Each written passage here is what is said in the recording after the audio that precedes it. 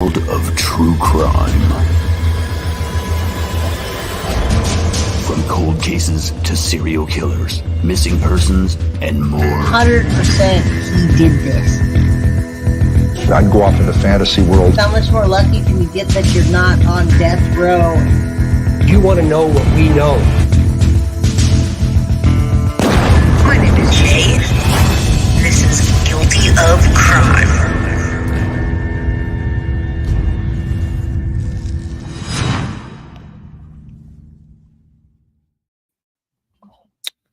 Hello, everybody. Yeah, smash that like button, folks. You know what? If you get me in the algorithm, then things like this can happen. And you know what I'm referring to. I'm referring to Duty Ron and Oblivious Benson trying to work out who the heck Jai was, which my name is Jay from Guilty of Crime. That was pretty awesome. I'll tell you folks, I'll say hello and I'll tell you a little story about what was going on with me yesterday as I heard that. So I'll say hi to everyone and then we'll get into it. Hello, Sarah and McKee, Jay and crew. What's up? SS opened a new FetLife account 8 days after Maddie went missing. That's right. He sure did. We'll go over that a little more today. I went over it. What it is that? What's up, Windy Sides? FetLife. That's fetish life. We did a video the night before, but we're going to go over it again with Duty Ron and Oblivious Benson. Now, I don't have them on the show, but this is my saying hello to them via video and asking that we get the Fab Five is what I'm going to call us. Duty Ron, Oblivious Benson, Plunder, Guilty of Crime, and Melanie Little. The Fab Five. I'd love to be on that panel. They talked about it. We're going to listen to it. Them talking about that on the show. And they were trying to work out where that mysterious video came from with CM, the ex-roommate. And Oblivious Benson took a lot of notes, which we're going to get into. I'll skip around in the video, but I want to get to that first once we get going because she took like 3 pages or 4 pages of notes about the video and just knew me as Jai. Didn't really know Guilty of Crime or any of the crime crew, which, hey, that's cool. I'm a small channel, y'all. Chaos Bunnies. Hello, hello, beautiful people. Hello to you. I'm a small channel. I've been doing this for 6 months, y'all. Hey, y'all. Great live with JT. Thank you. I love collaborations, and that's why I'm here today. I want to collaborate with Duty Ron, Oblivious Benson, Melanie Little, Plunder, any and all, and then some. Happy Sunday, Gina Porter. Thank you, Bree, for being here. Welcome, Crime Crew. Valerie, smash that like button. Debbie, hello. Carson, hello. Tornado touchdown in Wisconsin, took the bleachers. I haven't heard anything from everything else. Thank you, Allison, for letting us know. Keep us posted on that. Prayers to everybody. Actually, right when you said that, we had 111 people in the live stream.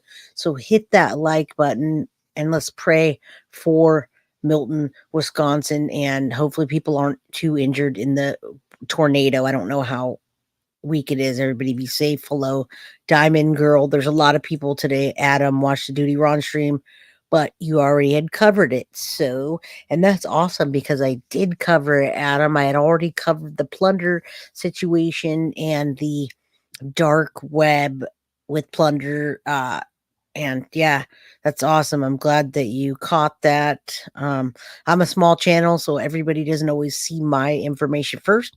A lot of times I call things out and then a big channel will come out with it. And I'm over here celebrating with the crime crew. Yes, yes, y'all.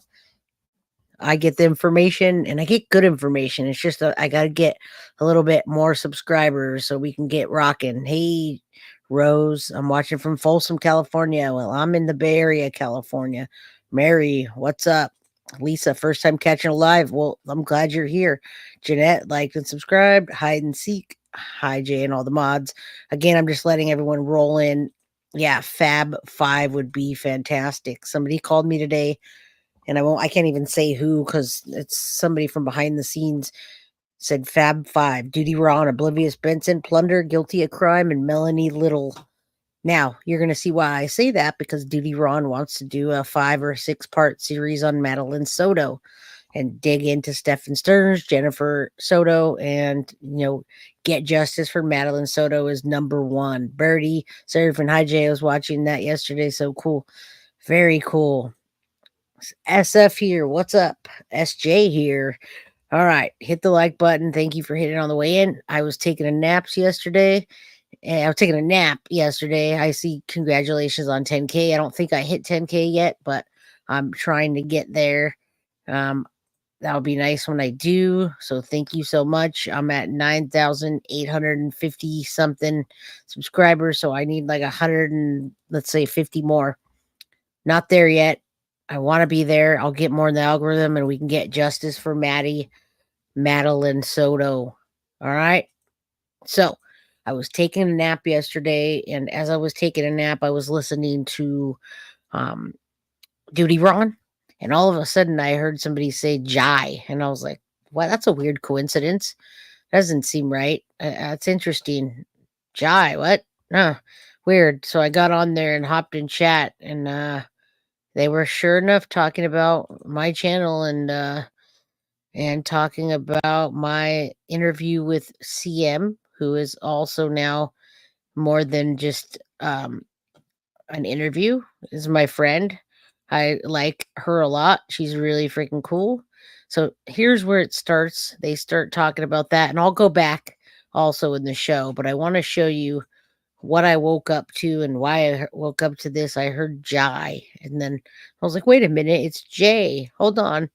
So that was awesome. Yeah, they were impressed by that. And yeah, that was my source, CM. And it sure enough lines up with the timeline. And Oblivious Benson is fantastic. She knows her stuff. So here right now is what apps predators use. So let me back up a little so you guys can see this, and then we'll get into that.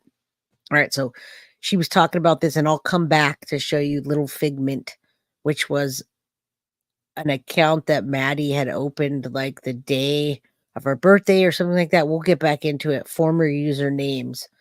If you watch the screen, you'll know. Here's what I woke up to. Discord activity. There is no way you can use a Discord without having an email address. That tells me Madeline has an email address. Well, why isn't that email address in the warrant? Right. What email address is in the warrant right under it? What is that? Sustanet@gmail. Yes. Is that Discord and this Maddie? Or is it both Stephan? I mean, here's the thing about Jen. Jen had Sailor Coda, Jen So, and Jen Lisette. Those were her main profiles on everything. All of them had posts about bipolar depression, PTSD, ADHD, all these different problems with mental health issues. Well, then. All right. So she's talking already about the roommate and the notes and things. She kind of knew all the stuff. She kicked in to detective mode. But then she talks about apps predators use, and I want to call this out for myself. Kick is one of them because the text and the images disappear. Snapchat, Scout, Omegle, she goes through, and then Roblox. My daughter uses Roblox, so I keep an eye on what she's doing with that. There's WhatsApp, which we know, and then we've got Whisper, Grinder, Holla, Instagram, Vault app, Hot or Not, Bumble, TikTok. We got to be careful now. The ones that are checked indicate an app found to be potentially once used by SS based on CAPTCHA data. So SS had used these apps: Kick, Snapchat, Scout, Roblox. My daughter's all over Roblox. That's scary. Live Me, live stream, WhatsApp, Instagram. He used that calculator app that Chris Watts used, TikTok, Discord, Yubo, and Meet Me. We also know he used FetLife as well. And I don't want to pass this up. Thank you, Danielle E., for the $5. Thank you for your dedication on this case, Jay. Justice for Maddie. Absolutely. Please watch out for you people with kids. I have a daughter that's 9, and she uses some of these apps, most of them not, but I have it tied to my phone. So I want to tell you, Discord is one that kids use because it's tied to Oculus and VR chat, and Roblox. That's a kid's thing. Although adults use it, I'm not saying that. Clink, clink, arrest Jen. Absolutely. Absolutely. Faith and repentance, arrest Jen. Bad moms, bad parents. Hashtag I do want to keep covering Sebastian, but I don't want to cover the drama. All right. When my daughter was younger, I caught males trying to talk to her and I had to tell them they are not your friends. Absolutely.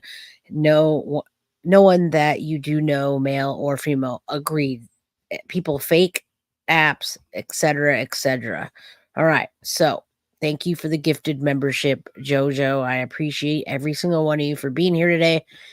Let's listen to Oblivious. She's fantastic. Duty Ron, I've always been a fan of his show.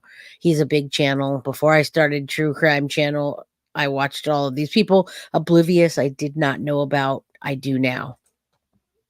We have a roommate go on a channel named Jai that I sat through and I listened through and I took notes. Right. And I sent them to you, Ron. I have them. And again, the channel is not called Jai, but it's Guilty of Crime, and Jay, which is on the channel, is my name. So in case you guys don't know, I have the notes. Would you mind? Can I do a bathroom break? Would you read some of that stuff to them? Yeah, let me just Give me grab 1 it up. minute. Go ahead. Go. I just realized I have to go. all right, Duty Ron is now going to read the notes on the ex-roommate case that I did. I've done multiple, and I'm going to have CM back on my show. I have her coming back, and we just got to work out logistics, time, etc. So bad, but I really want them to know this because this is exact. So Stephan and her had a roommate, Stephan and Jen, in 2018. They had been dating since 2018, and in that 2018 period, they were together 9 months, and they would break up and get back together. He lived with his parents. He had a filthy ass bedroom. Her dad, Jen's dad, Juan, bought that condo in 2011, and then eventually gave it to her. So at some point in 2018, it's Juan, Jen, Stephan, Maddie, and then a female roommate who worked at Disney. These are the notes, right? Yes. Okay. And I'm going to run to the bathroom real quick. You show them that, though. Thank you so much. Poor Ron has all these notes to read. They could have just played my video. I'd have been cool with that, but I get it. Putting other content creators and just playing the videos. I do that, but I also do reaction. So if you look at some of the notes she's got from her roommate, which is CM, Jen was on heavy medication. She only worked a few hours. You guys saw that video. If you haven't, I'll link it in chat just in case you haven't seen it. All right, let's keep going. Okay, yep, I'll take you off. So these are the notes that that she shared with me. I know. I know this they is do. from a interview from a roommate this is a female roommate who lived with Jennifer Soto, who lived there at the start of Jennifer and Stephan STERNS' relationship over a 9-month period in that year as they kept breaking up. And there's a link to this YouTube channel. I'll link it in the description. Notes from interview on YouTube from roommate. Jen was on heavy medication all of the time and on disability. And again, this is coming from a roommate, so unverified 100%. But if she is giving this in an interview, you could bet your bottom dollar that police have. And it is now verified. It's definitely verified. The roommate, I know her. I know her mom. We talk regularly. Absolutely, it's verified. Otherwise, I'd be very upset with her. And if you're watching this, CM, I love you. I'm just playing. But I do talk to her, and I just talked to her this morning. Interviewed her. They definitely have interviewed her and talked to her. She would only work a few hours per week when she felt like it. The roommate drove Jen to appointments / to the mental health facility an hour and a half away multiple times. Name is below. All right, she's back. I'll let her back. That was the quickest bathroom break I've ever seen in my entire life. So fast. Wow, I can see that. All right, I just shoot it out. I'm good. All right. All right. The roommate didn't pick up on any sexual abuse, but she didn't like. Oblivious Benson is funny. She commented after, and what she said was too much. Not too much, but funny. Right now she says, I just shot it out, but then later I'll show you the comment. It's pretty funny. Stephan. And you got to remember, this is the beginning of their relationship. So they had been friends, she said.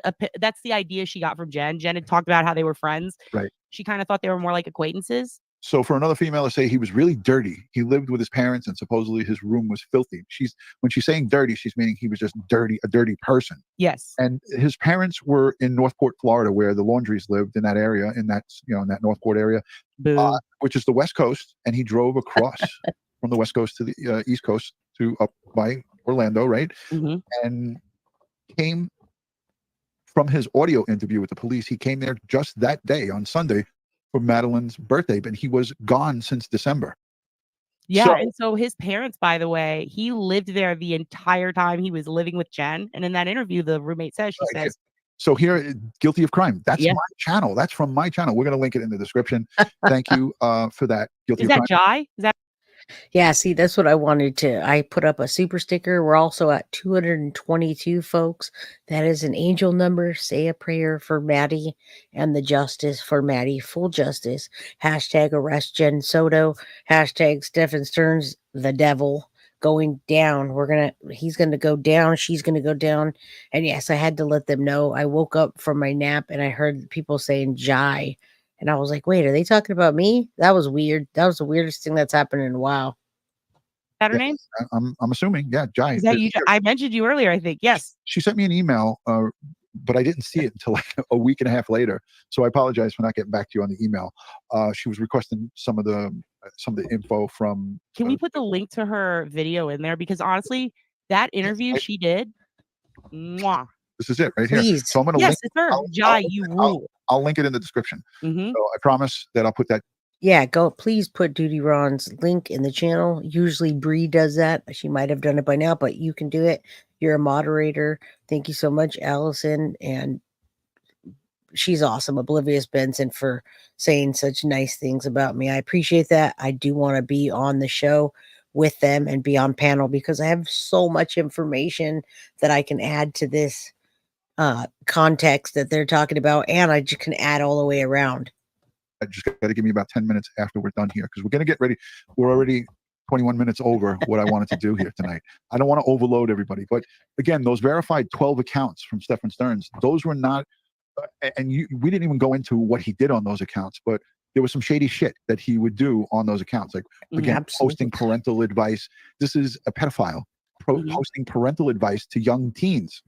Now, ladies and gentlemen, I can't overemphasize when you have somebody that's online and has free access to just your kids, your children, unless you're supervising them.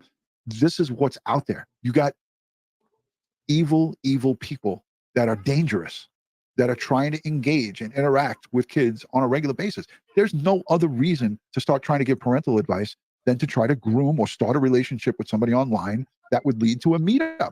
And I want to say, by the way, am I off on that? No, you're dead ass right. And I want to say also, by the way, sorry, it's Jay, not Jai. Right. Without Jay's interview, I couldn't have confirmed a lot of the stuff that I confirmed because I had all his roommates from the past going back. So I'm going to thank CM, who's the ex-roommate. I'm going to thank CM greatly because without CM, we couldn't have done this. That's the ex-roommate. She did this, not me. She reached out to me and then she came forward. And although her identity is not out there, there's reasons and she has family members that we have to think about. So thank you. And I want to go on the panel. They're going to talk about having a panel.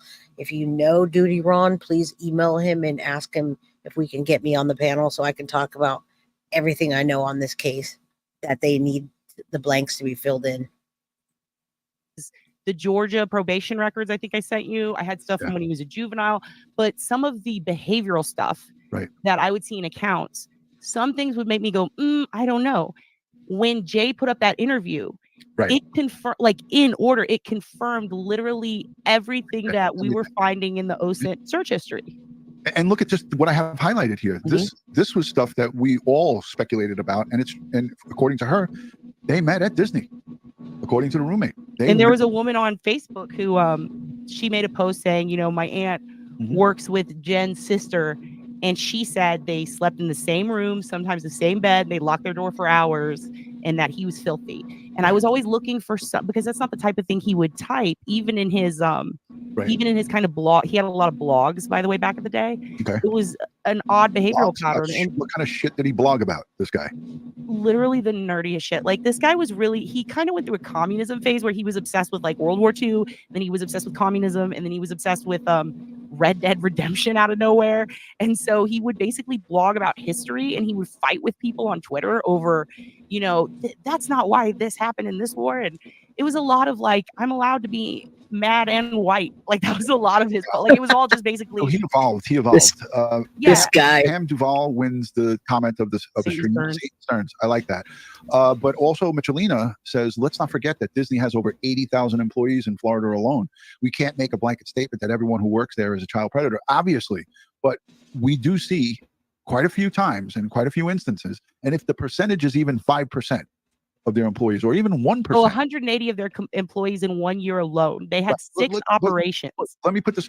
Now, these are important facts also, and we've been talking about this for a while. How many PEDs, we'll say, we're going to probably get demonetized anyway for all the talk that we're talking. But yeah, all the people that have CSAM information that work at Disney and share it with each other. So Diane McClellan, thank you so much from the UK. Love you, Jay. Thank you for all you do. Prayers for poor Maddie, and let's say justice for Maddie. Okay, so thank you, and prayers to Athena for getting hit by a tornado last night too in Arkansas. Disney employees, everywhere. The world is ran by those people, folks. So we have to be aware. I promise you, what I'm saying is not a blanket statement. It's really true. In perspective, we all know about these operations, and when we hear about these things and they're all coming up with Disney employees, if there's one minuscule of 0.5% of your employees are child pedophiles, you got a problem, and you need to tighten your shit up, because Disney is the most wealthy corporation, last time I checked, in the US of A. And if Disney can't do better, then shame on them. And we should all think about bringing our children to maybe some other place that might be a little bit safer. Dollywood. These people running around. I agree with that. If Disneyland can't get it together, folks, we should start a movement on Disneyland, Disney World, and not have this. This is unacceptable that I would have to think about my child when I go to Disneyland, which I took her last year for her 8th birthday, to even think that somebody would snatch her up and do something. And I am in the Bay Area, California. We'll say near San Francisco, California. How about that? Around, and I don't give a shit about the being politically correct and all that nonsense. When it comes to our children, you got to do better. And if you're a multi-billion-dollar corporation, as Disney is, get your shit together and get rid of these fucking pedophiles. Absolutely. 12 cameras in kids' Hire bathrooms in 1 year is a problem. Yeah, hire detectives and hire people who can snuff out and sniff out these idiots and get rid of them. Hire Oblivious Benson to do a search on each one of your employees, and you won't have pedophiles there. That's Dude, I'll find their Zanga. I'm telling you though. Let's go to the chat. Hold on a second. I'm sorry. Let's collab. A bunch of people in the chat. I love the live chatters. That's what this community is about. So I absolutely want to collaborate with Oblivious Benson. This is the first time I heard about her. Obviously, she didn't know about me because she didn't know my name, which is okay. We're all good now. I emailed her. It's a 3-day weekend, so they're out with their family. My family, we're going to get together later on. So I wanted to come on with y'all and just let's make a movement to get us all together and get this series going. 5-6-part series for Madeline, Soto, and Justice. Say thank you to everyone in the chat. If you're new and not subscribed, please consider subscribing here to Crime Time with Duty Ron and Ed Wallace. Also consider subscribing to Oblivious Benson, Plunder, and all of the people. Jay, I'm going to link her channel in the description. Absolutely. And without Jay and Plunder doing the work they're doing ethically, and I believe 100% Jay verified her source because it matched up exactly with the person who I had found as an old roommate. She never said their name, which I'm glad. Good, don't. Yeah. But everything lined up with it being this person down to a specific job. And for their safety, I'm not going to say what, but I'm telling you, this person is credible. Jay is credible. Without her and Plunder, I mean, so much wouldn't get preserved. And these are important things. This is very good stuff. And there's just only a certain amount of time that we have to do this stuff. So I want to get to these starred messages and thank everybody for sending in super chats. Thank you, NG, for becoming a new member. Whiplash, new member. Kimberly, thank you for being a new member. Beth says, I would definitely pay her for a class on online protecting my kids. And you know what? I'm going to put out a free video of that. Don't worry. I absolutely want to watch that video. You all should too. If you don't know about her, Oblivious Benson, go flood her page. Last night, I just saw her page doubled in subscribers.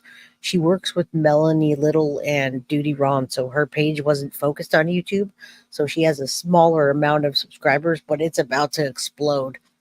Hello, M. What's up? All right. They keep talking about the roommate thing, and you guys all know I can play a little part of that, but I want to focus on this, and I want to focus on the deviant behavior by Stephan STERNS and Jennifer Soto and their dark online activity. Yeah, this is, well, I mean, look, if you put a video out, and forget about free, you put a video out, I will share that video. I would actually do the video with you if you wanted to do something like that. And I get a lot of emails from parents who are like, my kid's youth pastor. Can you look him up? Because I heard this rumor and the amount of shocking stuff we have found that they had no clue. I mean, one person had to mourn a best friend because he didn't know. It's terrifying. Horrifying. It's your worst nightmare, whether you're a parent or just a human being. You don't even have to be a Hashtag boycott Disney. Diane McCleeman, thank you for the $5 super chat. I agree. We cannot let this continue to happen. And with the help of Duty Ron and Crime Time with Ed Wallace, the two together and all of these other people, we can make movements happen, folks. That's why I'm here. parent. It's your worst nightmare. Let's get back on track here. So this is part of the notes, and we're almost at the end. And that part is just Jai's video alone. That's everything that roommate said. Right. Grandpa Juan said, I'll vouch for it 100%. Grandpa Juan loved Maddie. He Mhm. stayed in his room too. Roommate is currently in counseling for guilt following this incident. And my heart goes out to the roommate. And you got to get around her to support her. And I'm sure Jay is supporting her. And that 3 drawers thing, that's a very unique statement, right? One person, the same person who posted their friend worked with Maddie's aunt, also said 3 drawers. The second I heard that in her video, I was like, boom, done. Right. And that was months ago. So like comparing those things and going, cross-referencing. Boom. It puts it all right. Puts it right. Jen Soto, they talk about Park Place Behavioral Center. Now remember, this could have hurt me had I not verified my source, knew who I was talking to, talked to her a lot. This video could have been about me doing something nefarious or not checking my sources, but it's the opposite because now I'm doing my job that I'm supposed to do. And it's not even a job because, well, I don't get paid. Mental health facility Jen has been going to. Jen has a history of mental health. We'll call it a very helpful hobby for justice for the children and everybody else that are victims. How about that? We'll call it my hobby, folks. And facility treatment. But again, mental He's health. nuttier than a squirrel turd, y'all. Yeah. Mental health treatment does not excuse you from making the right decisions as a parent. And if you are that mentally not well, then Madeline should have been in custody of somebody else. Like she talks about her mom. She talks about her sisters, the aunt, and so forth. There's options. And if you are feeling like you're not mentally well enough to take care of your children or to make good decisions for them, shame on you. Then it doesn't give you a pass. You don't get a pass because of this. And also Jen had accounts too. She had. Now remember, and this is great, Jen had accounts too. Her biological dad is Tyler Wallace. Tyler and Tatiana Wallace would have taken her in 2 seconds, but I believe parental alienation was going on. Now, again, this is all alleged for entertainment purposes only. So I'm alleging that there was parental alienation going on, and Tyler and Tatiana Wallace, biological dad and stepmother, would have taken her in 2 seconds. So know that I talk to people on that side, and I know what I'm talking about when I say that. Had a FetLife. She had a swingers account, and she commented frequently on furry videos, which if you're into furries, I'm not saying that everyone who's into furries is a freak, but I mean, what is a furry for the people who don't know? A slutty high school mascot. I don't know. That's basically people who dress up like a bunny and go fuck in the woods. That's literally it. Wow. Yeah, they're like, I'm a bunny now, which fair enough, be a bunny. It doesn't hurt me, but just. So can we highlight a little bit about? So what we're talking about, folks, is Jen Soto was into this also. Remember, we also verified she's bisexual, which, hey, nothing wrong with that, but we know she's into kinky stuff. She's bisexual. We're learning more about her life and the kinks that she had with Stephan STERNS. So that shows you right there, there's more culpability than we even think, and it's on paper and in the clouds, folks. Let's talk, because it is in the title of this video. We talked about Stephan STERNS, but Jennifer Soto had some questionable online activity. Can you slowly describe a little bit of that to the audience? Okay, so Jen's online history, it was a lot of shouting out mental health awareness while simultaneously venting. She did not seem to have any traces of straying away from Stephan, let's just say that, but she also was not overtly sexual. She did it, in my opinion, this is all my opinion. Stephan had 7-year FAP trophies on his Pornhub. Congratulations. What's a FAP trophy? And what's a FAP trophy? Fapping is literally this, pardon my hand. Now, do you hear that? He has trophies for doing this. So, this man has all of these sexual things going on, and you now hand your daughter to sleep with him by herself for many, many years. All right. Anybody that's saying anything different about Jen, other than she's culpable and liable for handing her daughter to the devil, please put it in the comments why. Right now. Don't email me later. Tell me now. But it's literally jerking off. It's Okay. because the sound fat. I don't know. It's some childish shit. But he had trophies for being the guy who jerked off too much. Jen had posts about mental health awareness. He had up and down personality shifts according to his online behavioral personality. She was barely there, which leads me to think, especially because he had a massive gaming background, Mhm. I think a bulk amount of the data that they pulled from that arrest warrant, I think, is going to end up just being preserved video games. I think everything they're going to get is going to be out of the Telegram logs from his phone, which are always preserved, and they're public. You literally don't need a warrant for them. Mhm. Simultaneously, she did not have that. She had barely a footprint, and what she did have, And she was smart not to have a footprint. She knew better. She wasn't all dumb and drugged out like she's playing to be. SS friends said that Jen was a freak too.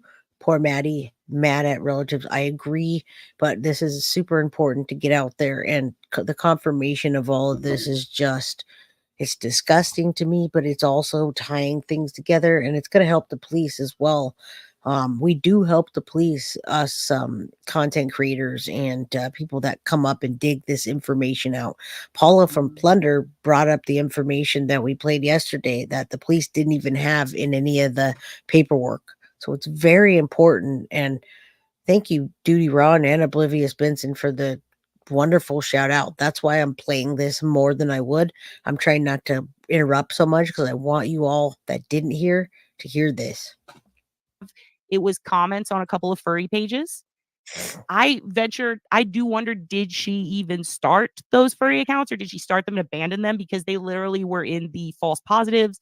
They took forever to verify, and there was really no data there, which kind of tells me that maybe he had her set something up, and maybe okay, I'm just gonna say what I think. The most common thing is a couple, the guy wants a three-way, the girl doesn't, or vice versa. Right. They set up an account, they have a post, and then they just take it down and don't use it anymore. It Yeah. looks like that happened with them. This is the kind of freaky shit she was into, and this I think comes she just right. slept all day and did what he said. And here's the mind-blowing part about it. And we're being adults here, and we're talking about this, and Mhm. I gave the disclaimer up front. If Jennifer Soto was into that kind of stuff, right? If she was into that Kinky stuff, shit. which we see, right, that kinky shit, it makes sense that she's saying, I was telling him to take my daughter away and not even thinking, not even caring about it. Not even. I told him to take my daughter and sleep in a room with her. And what person, what mom, what mother, what good mother says with a good conscience, hey, while I'm out at work for 7 hours or 8 hours, even though I work sporadically and work once in a blue, you can take my daughter and sleep in the same bed with her. I give you the blessing. Yeah, it's so weird. And also it happened, I was always wondering, when did Juan move to Puerto Rico? Because I thought surely grandpa couldn't have been there when this was happening. There's no way, that's just too many people per square foot. I used to work in realty. I told you that, Ron. Like, you can see I'm not going to put it out there, but you could go see every apartment that is a 2-2 or a 1-1. You can see the floor Right. plans, suss out which one is hers based on old Zillow data. Right. There's just no way. I mean, when Jay put that video up, confirmed everything. Like Juan did, he moved to Puerto Rico, and that's when it seems to have started, even according to the warrant. I think what we have to do, because there's not enough time here, I think what we have to do is a series on this. And you might Yeah. be getting lumped and roped into this with me, but I think I'm going to ask the audience right now. I'm going to pool the audience who would like to see an in-depth series where we do 2 or 1 hour. All right. So this is where I come in. They want to do a series and they want to bring Melanie Little, Oblivious Benson. They mentioned bringing me. You'll hear it in a little bit.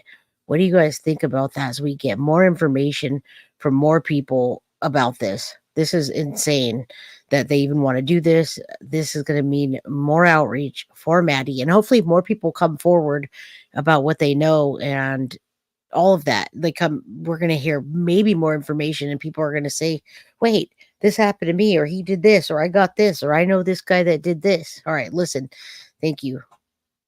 Videos and put them in a series where you could watch them. Boom, boom, boom. I think 1 hour is a perfect time. We could pre-record them, or we could do them live like this. Let's do 7 hours right now. We'll do. No, I can't do 7 hours. I got a full Get day. Ed on. I got to Get get on Melanie. the road. I got to get on the road at 10 o'clock tomorrow morning and drive geez. 100 miles on Memorial Day weekend to go see my stepmom who's suffering from Parkinson's. So I have to go over and spend the day with her, and my brother's going to meet me over there, and we're going to, we got a full day. But let's pull the chat. Let's pull the chat and see how many people would like to have a series with Oblivious Benson, myself, and maybe we'll invite Jay. And Jay would like to come on. Let's build a rapport with her. She's badass. And Rock Yes, Chalk. please. Send me an email. I'd like to get Rock in here. Did you hear that, or do I have to play it again? And he said maybe Jay, but absolutely me. Please let anybody know. Anybody know that Duty Ron mod, let him know. I'd love to be on there, please. I'd love to come on panel. I have exclusive access to the when they did the vigil. I have the whole time that they filmed behind the scenes of that, and I've got a lot of information I don't think that they even know exists. So please message Duty Ron. I've messaged him.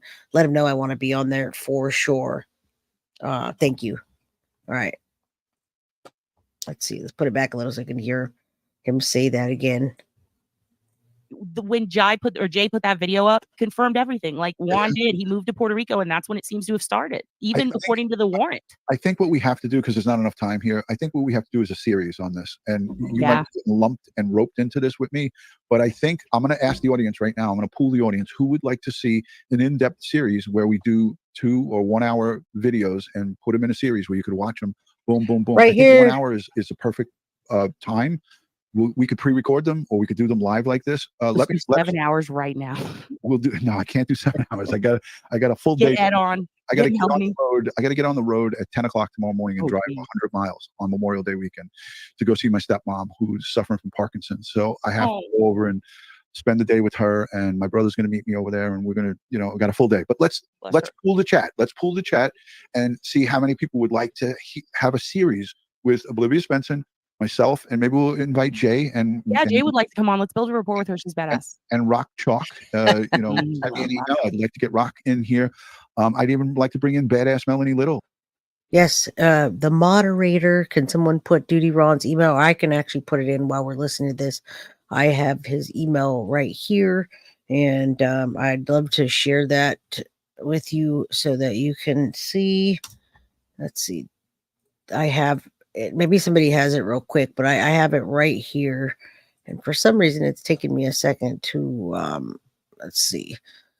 Where's Duty Ron? All right, I have it. I'll put it in chat after in a bit. If somebody else has it, I know I just pulled it up. And let's see, Duty Ron.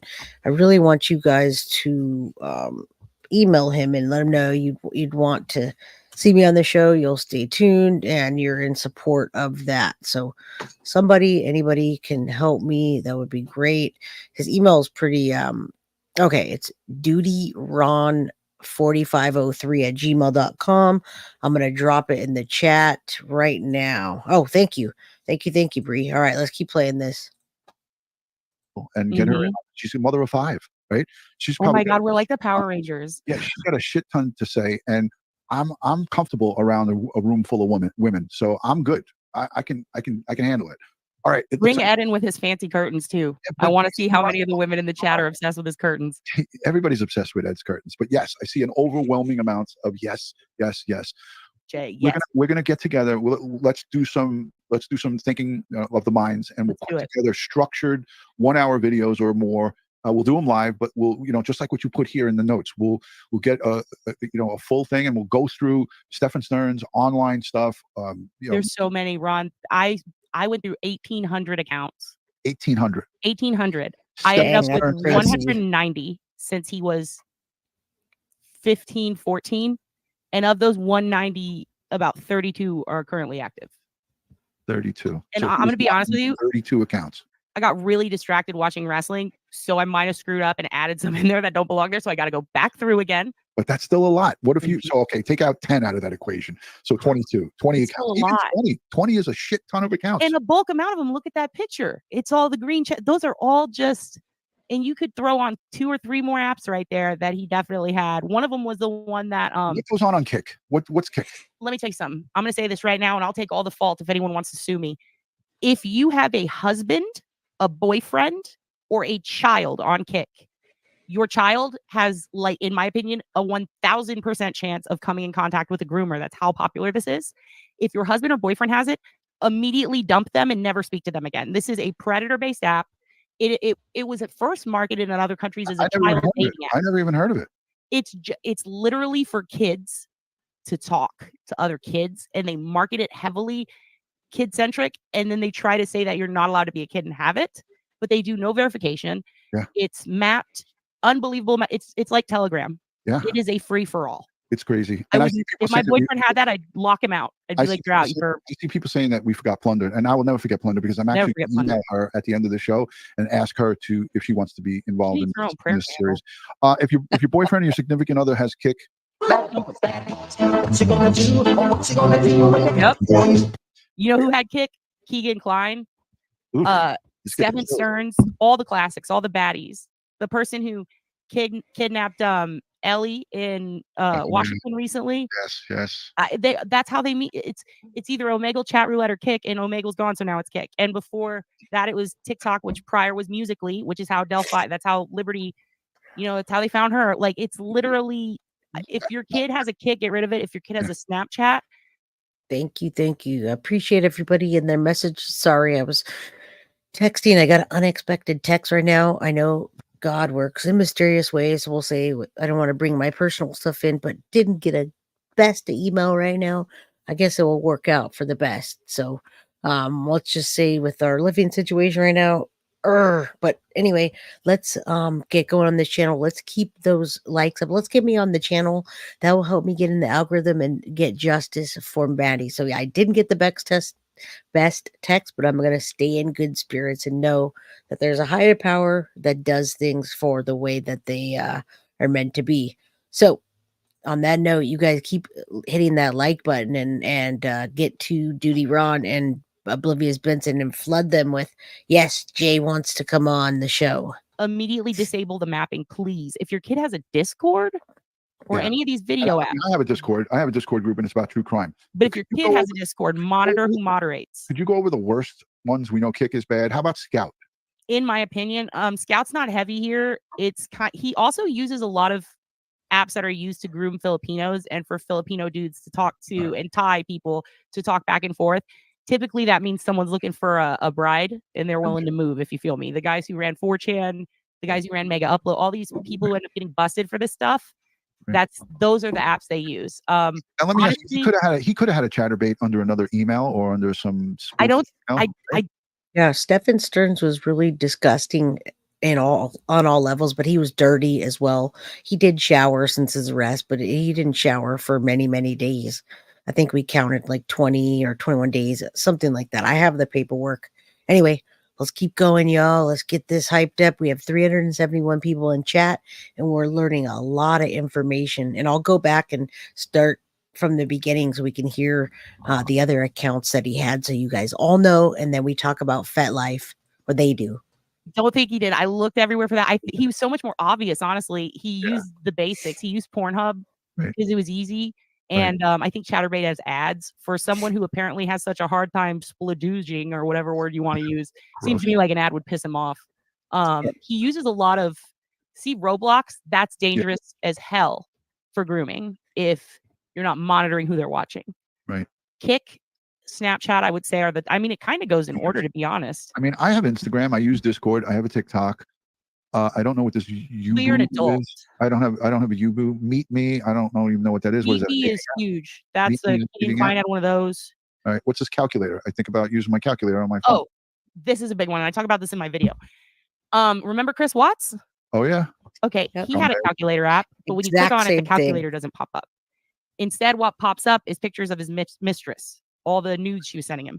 So it's a common practice. A lot of people don't know this, but on your phone, you can pick out pretty much any what's it called, icon? I don't even know. I don't even remember what they're called, but you can pick out any avatar or whatever. Yeah, you can use any icon for your thing. Yeah. So if you have a secret Grindr account or a Tinder account and you're Yes, folks, and Oblivious Benson knows her stuff, and I cannot wait to work with her just on a level of being able to help. She messaged and said she can do some research, share her documents that she has with me. That means we're going to have more information. Like I said, after this portion, I'm going to go back so you guys can see the actual Stephan STERNS accounts, and we'll talk more about Jen But the goal of today is to bring awareness to the dark side of Jennifer Soto and Stephan STERNS, and then get me on the panel with them. I want them to know I'm in it for the long haul. You're a cheating piece of shit. You might want to switch out the logo or the icon with a calculator, because Right. when has anyone ever been like, give me your phone, let me use your calculator? Like, that's not something people look for. So, I mean, ever since, I mean, this has been like 10 Let me plus ask you, years. did People have you, been did doing you ever do a deep dive into Chris Watts to see what he did online, or just? I have controversial opinions about that, but I wouldn't say controversial. There's things that I've mentioned that people are like, whoa. But I'll just tell you this. A lot of killers who kill their families recently have worn a specific patch on their arm that is sold as an MLM. Mm. And it's one of those that jacks you up, kind of like Addies, like Adderall, or like multi-level marketing. Yep. And Chris Watts and his lady were into those. Yes. And so I believe was Corey Richards at one point, I want to say. Yeah. The chick with the bands in New York, killed her whole family, sent the husband out to go. Leticia Stout at one point. I mean, the list goes on. And when I see an MLM and a lot of family killing, I was a Herbalife representative, so Herbalife is actually natural, and it's, I mean, yeah, I don't think it could be an MLM because people don't really get super successful in it. And the ones who do stick around forever, No. it's just kind of a like almost like Ubering in a way for health nuts. Yeah. All right, so let's wrap this up for tonight because we're an hour and 43. Can I end on good news? That's going to fascinate the hell out of you. Yes. This is my surprise. Okay. I went on an OSINT deep dive yesterday just for you, Ron, on the judge in Stephan's case. Because everybody's talking about what's going to happen. Is he going to get capital murder? What are they going to do? So I said, hey, who gets to pick his fate? A jury guided by a judge, or maybe just a judge? We don't know yet, right? We don't know how he's doing it. So I started looking into this judge, and let me tell you, he is a definition of a bad ace, if I must say so myself. So and this is awesome. All this information that she's trying to get out as fast as she can. I appreciate her. Thank you, Diane. Saying prayers for you and your family. I hope your situation improves. Well, and it's going to be like that for a while. And I just got a gut punch for something else. But again, everything works out. I appreciate the $5. Anything and everything is appreciated at this point. We're normally not in this predicament, but that too shall pass, and it always does. We still have a life. Our lives are not taken like Maddie and these other people that need justice. So we get through it, and we're stronger together. And thank you, Crime Crew, and for the super chat.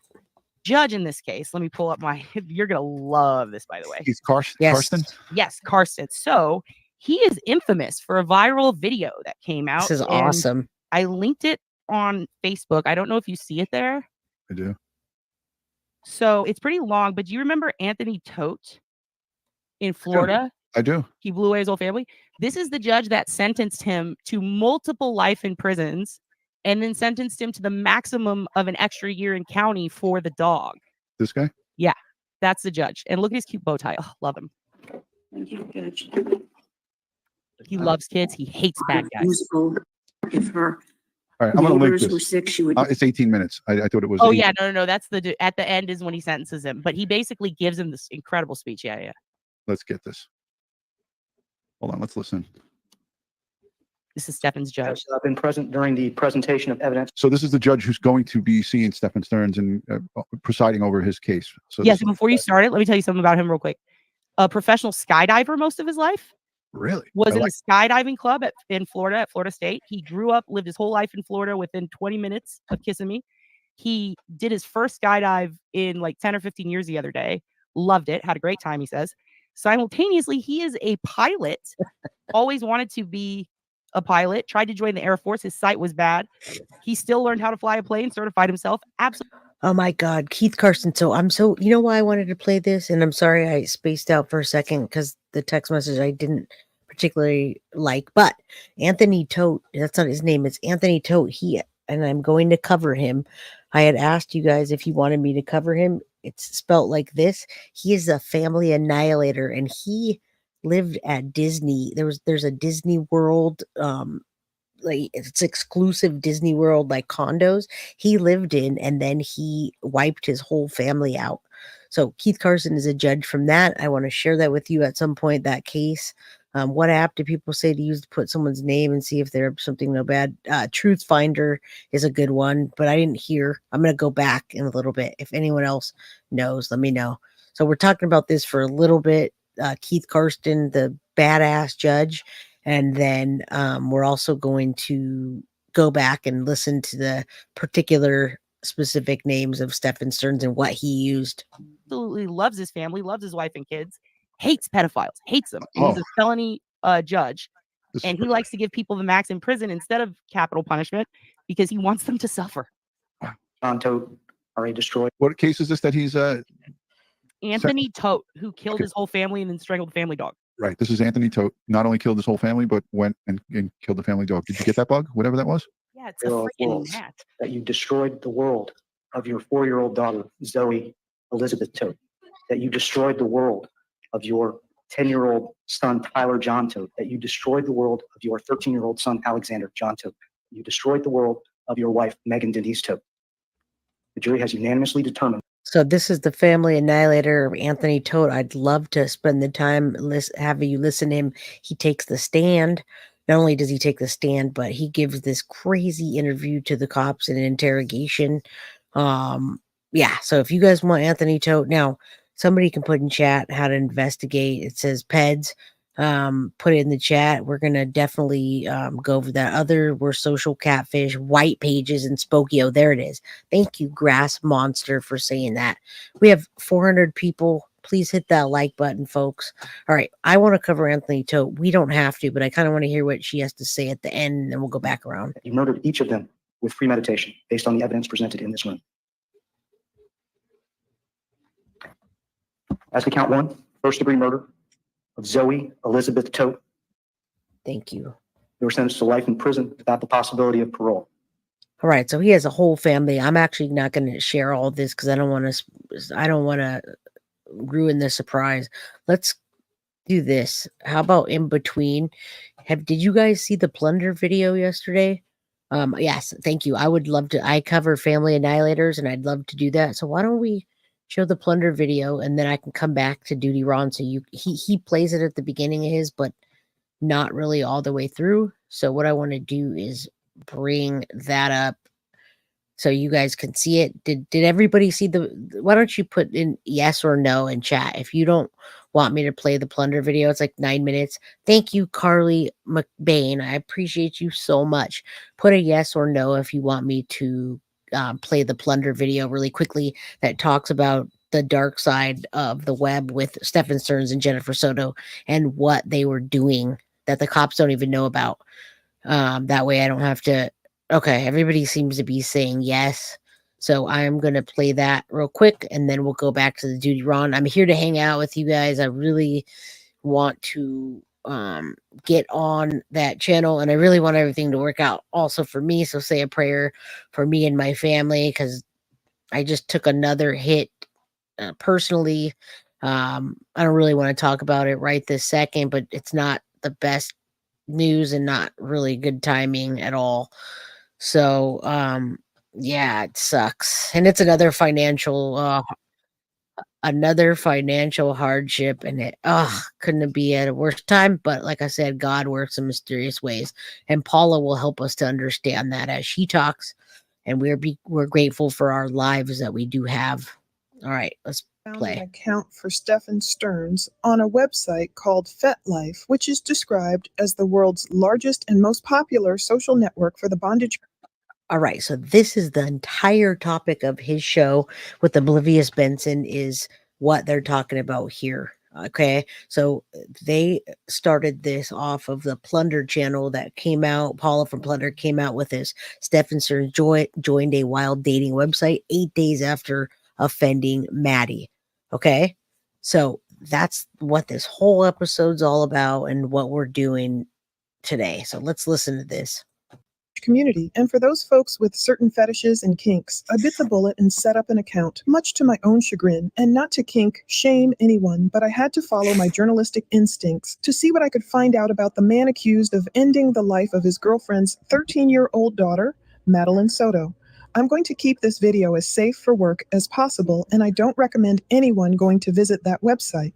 It is intriguing that I only learned of someone finding Sterns on the website via Reddit and web sleuths, and not. Yeah, this is awesome because even the police don't know about this, and it's not on any of the paperwork. So yes, hit that play button and let it roll. All right, I'm gonna let you guys watch it. Because I saw it in a subpoena or court documents anywhere, so I hope investigators are hot on the trail of Stearns' activity on the website. In fact, the notice of supplemental discovery for Stearns' case lists everything but this dating website specifically by name. There are lists of incident reports, applications, and affidavits for search warrants for a Fitbit account, digital content belonging to Stearns, an Apple account associated with Jennifer Soto and Madeline Soto, a search warrant for life storage, an Amazon order, and even Stearns' dad's timeline. While I see search warrants for Discord, I don't see ones for dating websites specifically. As we know from previous research, Stearns used the name Sustanet on Reddit as his handle. According to the dating website, Sustanet joined FetLife on August 23, 2022. That same day, he followed a user named Alexa Lee, who describes herself as a 100% natural-born sinner and a person who loved bruises, among other things. No other activity, photos, videos, writings, or anything can be seen conducted by Stearns on the site, save for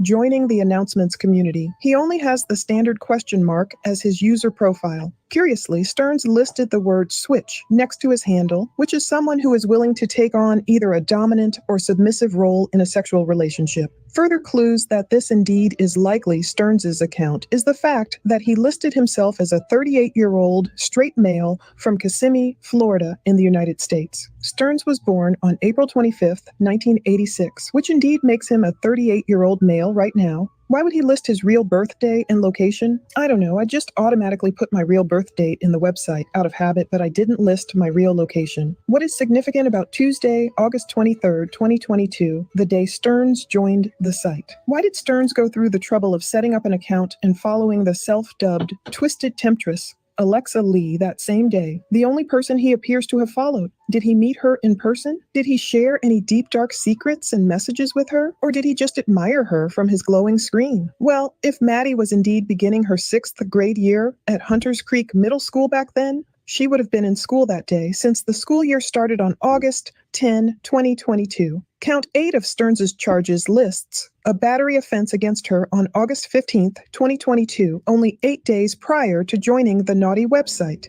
His next charge, count 9, lists a date of offense of nearly an entire year later on June 14, 2023. Although the dates of the offenses are not in order in court. Now, keep in mind, this is Jennifer Soto's boyfriend. She calls him her husband sometimes. She calls him the stepfather sometimes. She was also having sexual relations with Stephan Stearns, okay?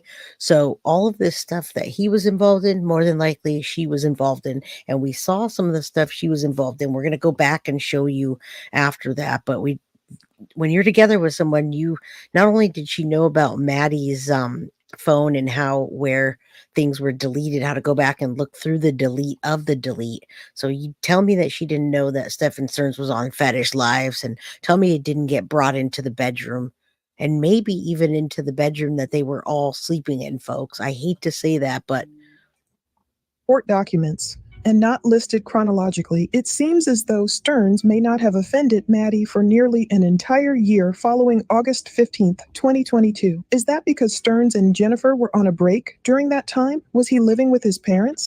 exactly. They were on a break, folks. We know about their breaks off and on. And one point he said he had a spicy Latina, and also Mary Nason. If you're on here, you just sent me $11.11.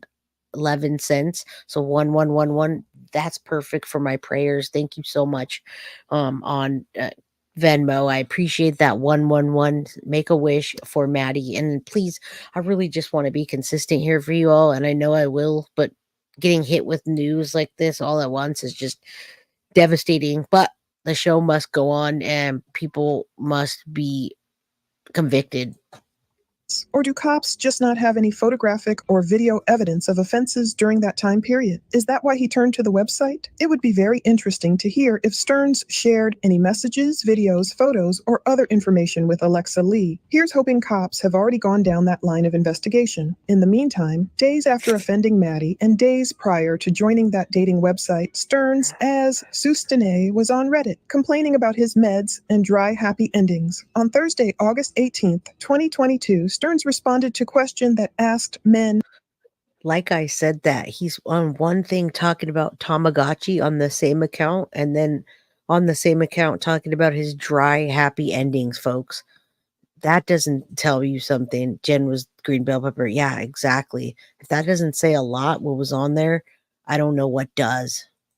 How good is your ability to have multiple orgasms while keeping yourself from ejaculating? Sustene wrote, like, non-existent? I don't know how you intentionally have an orgasm without ejaculating other than clenching hard or pinching it off, or why you would want to, as that kind of orgasm, known as a dry orgasm, is not only extremely unsatisfying, but not really healthy either, as it can lead to issues that cause infertility. Look up retrograde ejaculation. It's not fun. Let your swimmers fly free and train yourself to keep going after that if you want to try for multiples as a man. He went on to explain how the medication he took had an impact on his private life, all very troubling in light of his criminal charges. Stearns continued, writing, I used to take Adderall every day, and an unfortunate side effect of that medication for me was dry orgasms. Something down there got all clenched up while I was on the stuff and pinched off the flow, causing retrograde ejaculation. And I can tell you for sure that it is the most frustrating and unsatisfying kind of orgasm there is when there is no accompanying feeling of release. Even worse, if it happens often enough, it can train your body to just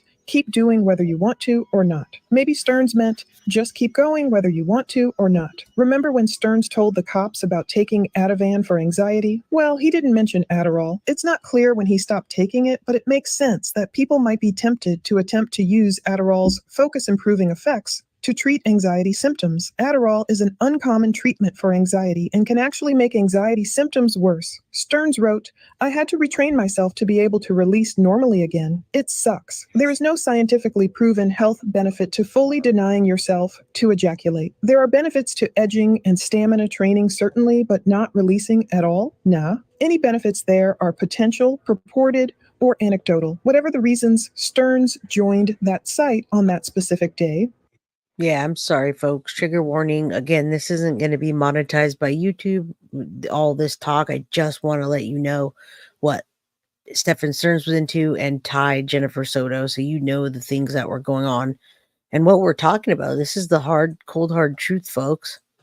Whether he was on a break from Jen or not, I don't think it was good for him. It's not like it helped him get on the straight and narrow path. Instead, as court documents attest, Stearns would go on to turn his evil desires against Maddie once again, who suffered at the hands of her mother's boyfriend in total for 5 long years of her life, from age 8 until age 13. All of these continued findings by sleuths across the web give us more insight into the sick mind of the man who seemingly just didn't pursue worthwhile pursuits, but instead turned his harmful ire on a young girl. Therefore, as we wait for more public record requests to be fulfilled and many more questions to be answered, a fuller portrait of Stearns's reported kinky nature is coming into view, as one of his friends termed both Stearns and Jen, and the burning queries remain. How much did Jennifer know about this dark side of Stearns's life? Was she against it, and is that the reason for their on and off again relationship, or was she a fully aware, willing participant? Did she know his proclivities extended toward her daughter, or was she truly in denial and visibly upset at the proof police produced for her to view? Yeah, now in hindsight, I do not believe at all. For a second, I did believe that maybe she was surprised, but now that I know all the accounts and the fetishes and all the things going on, and her being on again, off again with him for 7+ years, I don't for 1 second believe that she didn't know that that was him, or she had to see it again to make sure. I don't think she was surprised at all now that I see all this. And as soon as I saw it, I knew that she allegedly didn't know, and she allegedly, all this stuff's alleged, everybody. Chances are we'll find out a lot more in due time, even as the Lord of Hosts already knows all, Zechariah Yes. 4:10, who, with reason, despises the day of small things, beginnings. For these 7 eyes shall rejoice when they see the plumb line in the hand of Zerubbabel. They are the eyes of the Lord which roam throughout the earth. Yeah, I needed to hear that. Thank you, Paula from Plunder. I really needed to hear that, and not what she said, but the prayer at the end, folks. We all need to, give things, turn it over to the higher power, and know that everything works out the way it's supposed to. And the higher power only gives us what we can take. So we're not going to listen to the Plunder video again. We'll listen to a little bit of what he's talking about, and we'll have some chat in here. I know you guys aren't ready to go, and neither am I. I almost got a little bit teary-eyed for a second from all of the above, but I'm not going to let myself get overwhelmed. So let's hang out together so I can be with my crime crew. Hit the like button, subscribe, share, and let's get me on the Duty Ron panel. For the viewing, for your viewing. Anybody could find it. It's public record. It's out there, and it's disturbing. And we usually stick to the facts here, but these are unrefutable facts. Yeah, we do stick to the facts here as well, and these are facts, and you're going to see why, everybody. Hello, Renee. Thank you, Em. I could use a big fat hug right now. Thank you. Because his online footprint is what the investigators are going to be and have looked at.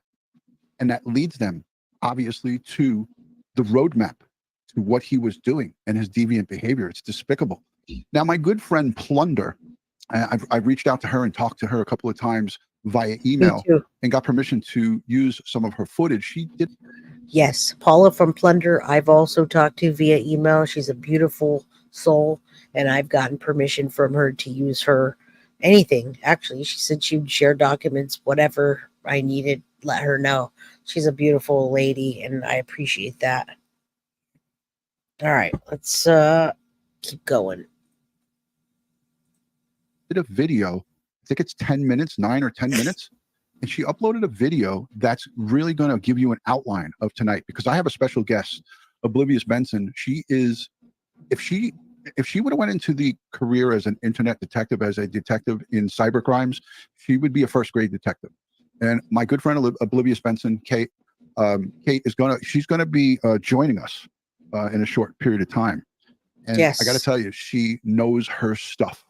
And we're going to hear a lot of that stuff she knows. I went through, first of all, I went to an hour and 18 minutes when they started talking about the roommate, because I wanted to show you what they said and talk about, and I want to get on the show with them. So yeah, let's cheer me up. Cheering me up is really just helping me out. So I put my PayPal. If you guys can help, don't overextend yourself, but this is just one hit after the other.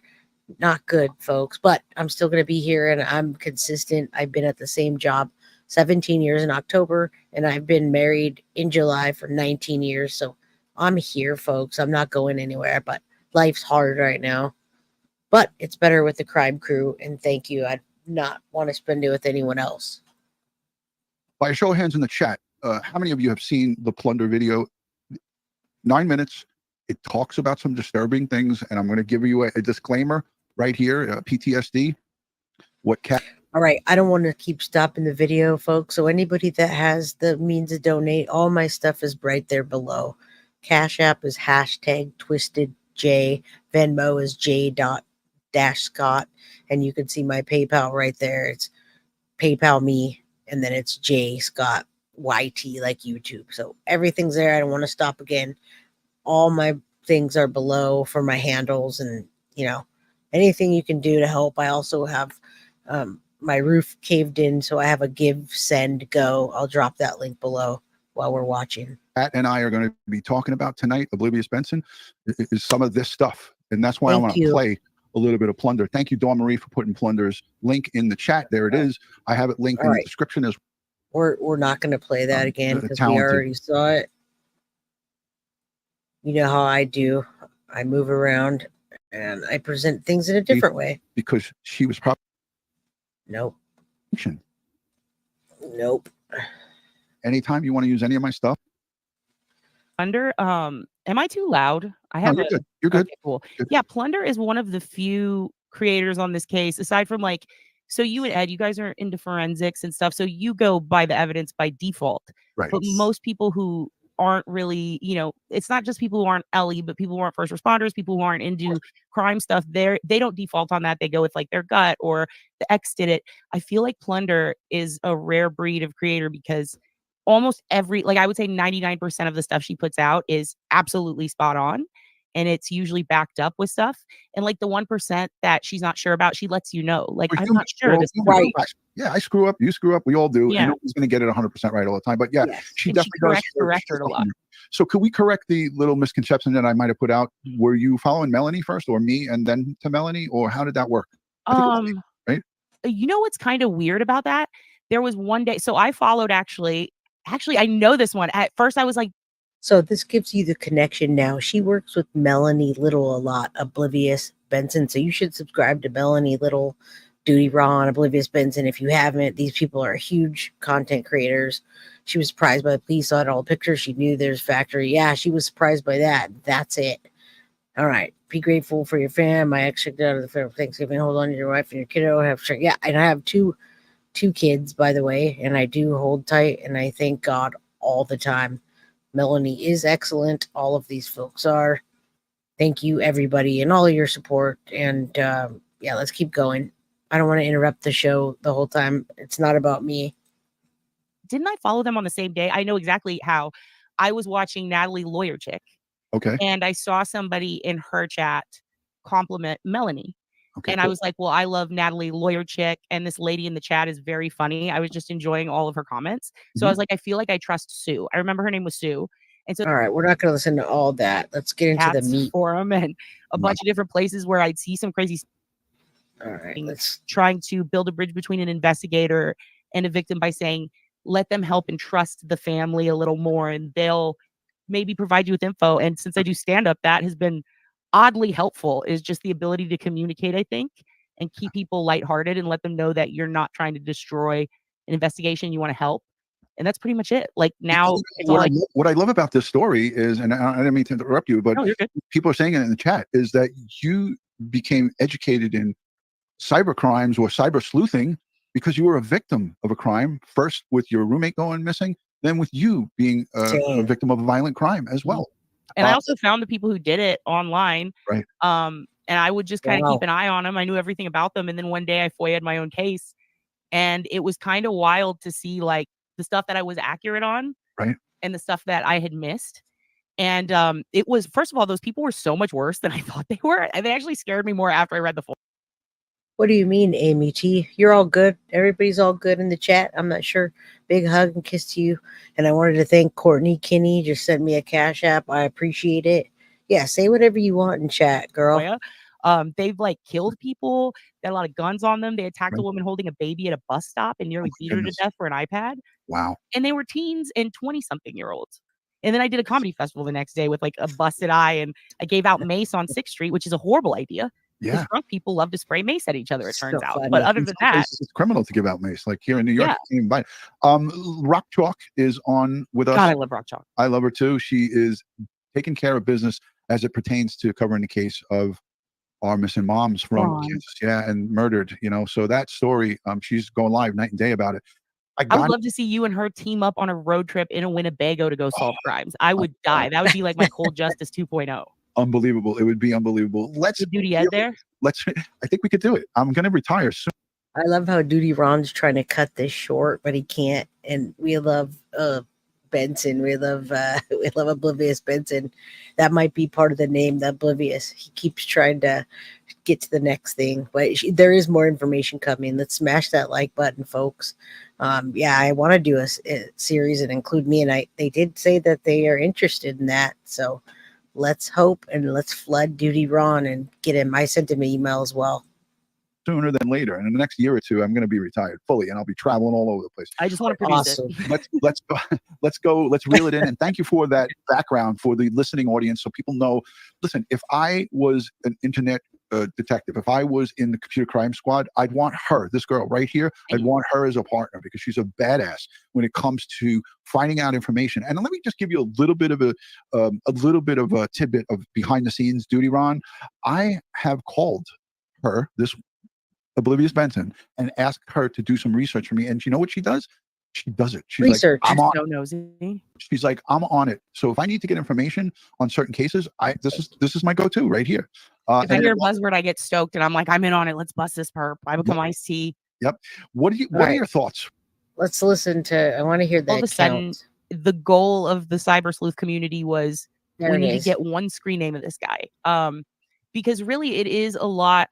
Okay, now we're talking about Stephan Stearns, and what she digs up is amazing. He's lazy. He's lazy, and we already know he's a lazy fat slob. And I only use that term for Stephan Stearns and all the other nasty, disgusting human beings. So he's lazy and he's a slob, and he uses the same name throughout. So you're going to see how many accounts he has. This is fantastic. She does a great job at web sleuthing. Kudos to her. Think like an investigative case from an officer or a first responder standpoint, you get there and you try to assess the situation, who's involved, right? So all you really need is one screen name, one last name, a picture of a family dog. I mean, there are 3 items behind me right now Crazy. that you might not think, but simply just Googling like a simple thing in the background could really give you so much information. Just like a piece of grass or topography can narrow down a burial site. So everybody's goal was get a screen name for this guy. And somebody popped up with Sustanet. I don't know who it is, but God bless them. And once that happened, you're off to the races, because when it comes to OSINT, really a lot of people think that everything great started in America, but really it started in Australia. So she's giving us the background on freaking Stephan Stearns, Sustanet, his name. She knows a lot.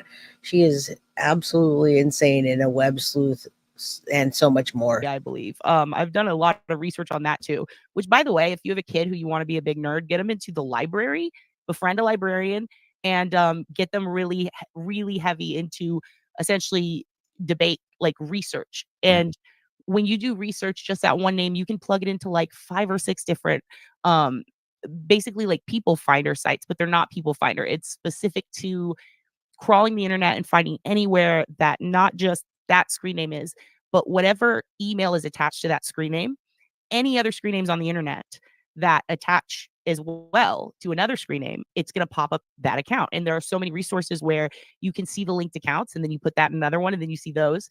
And the one that I use in my video is what's my name.app. It's free. It's not an app.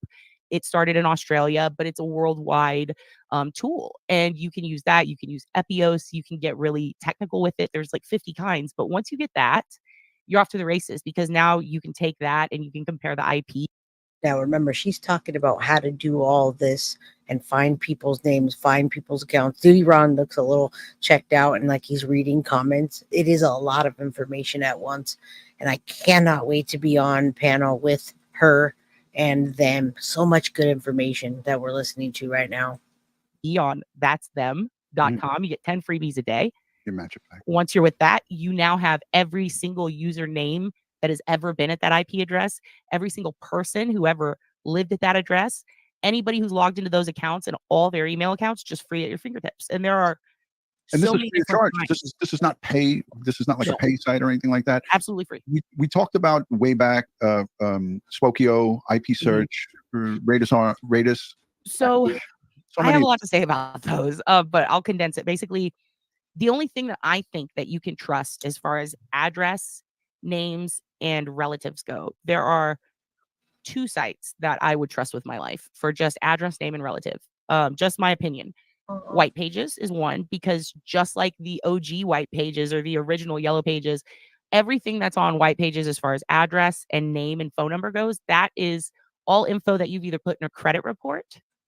Yeah, I want you to know, folks, Toddy One Skip or Toddy One Skip, I've already reached out and talked with her, and she's good to go in the mix with me. So I don't know about this channel, but I got you all. You got you all. I'm collabing with many people, as many as I can. That can be tied to an IP address or that you've used as your mailing address at the post office.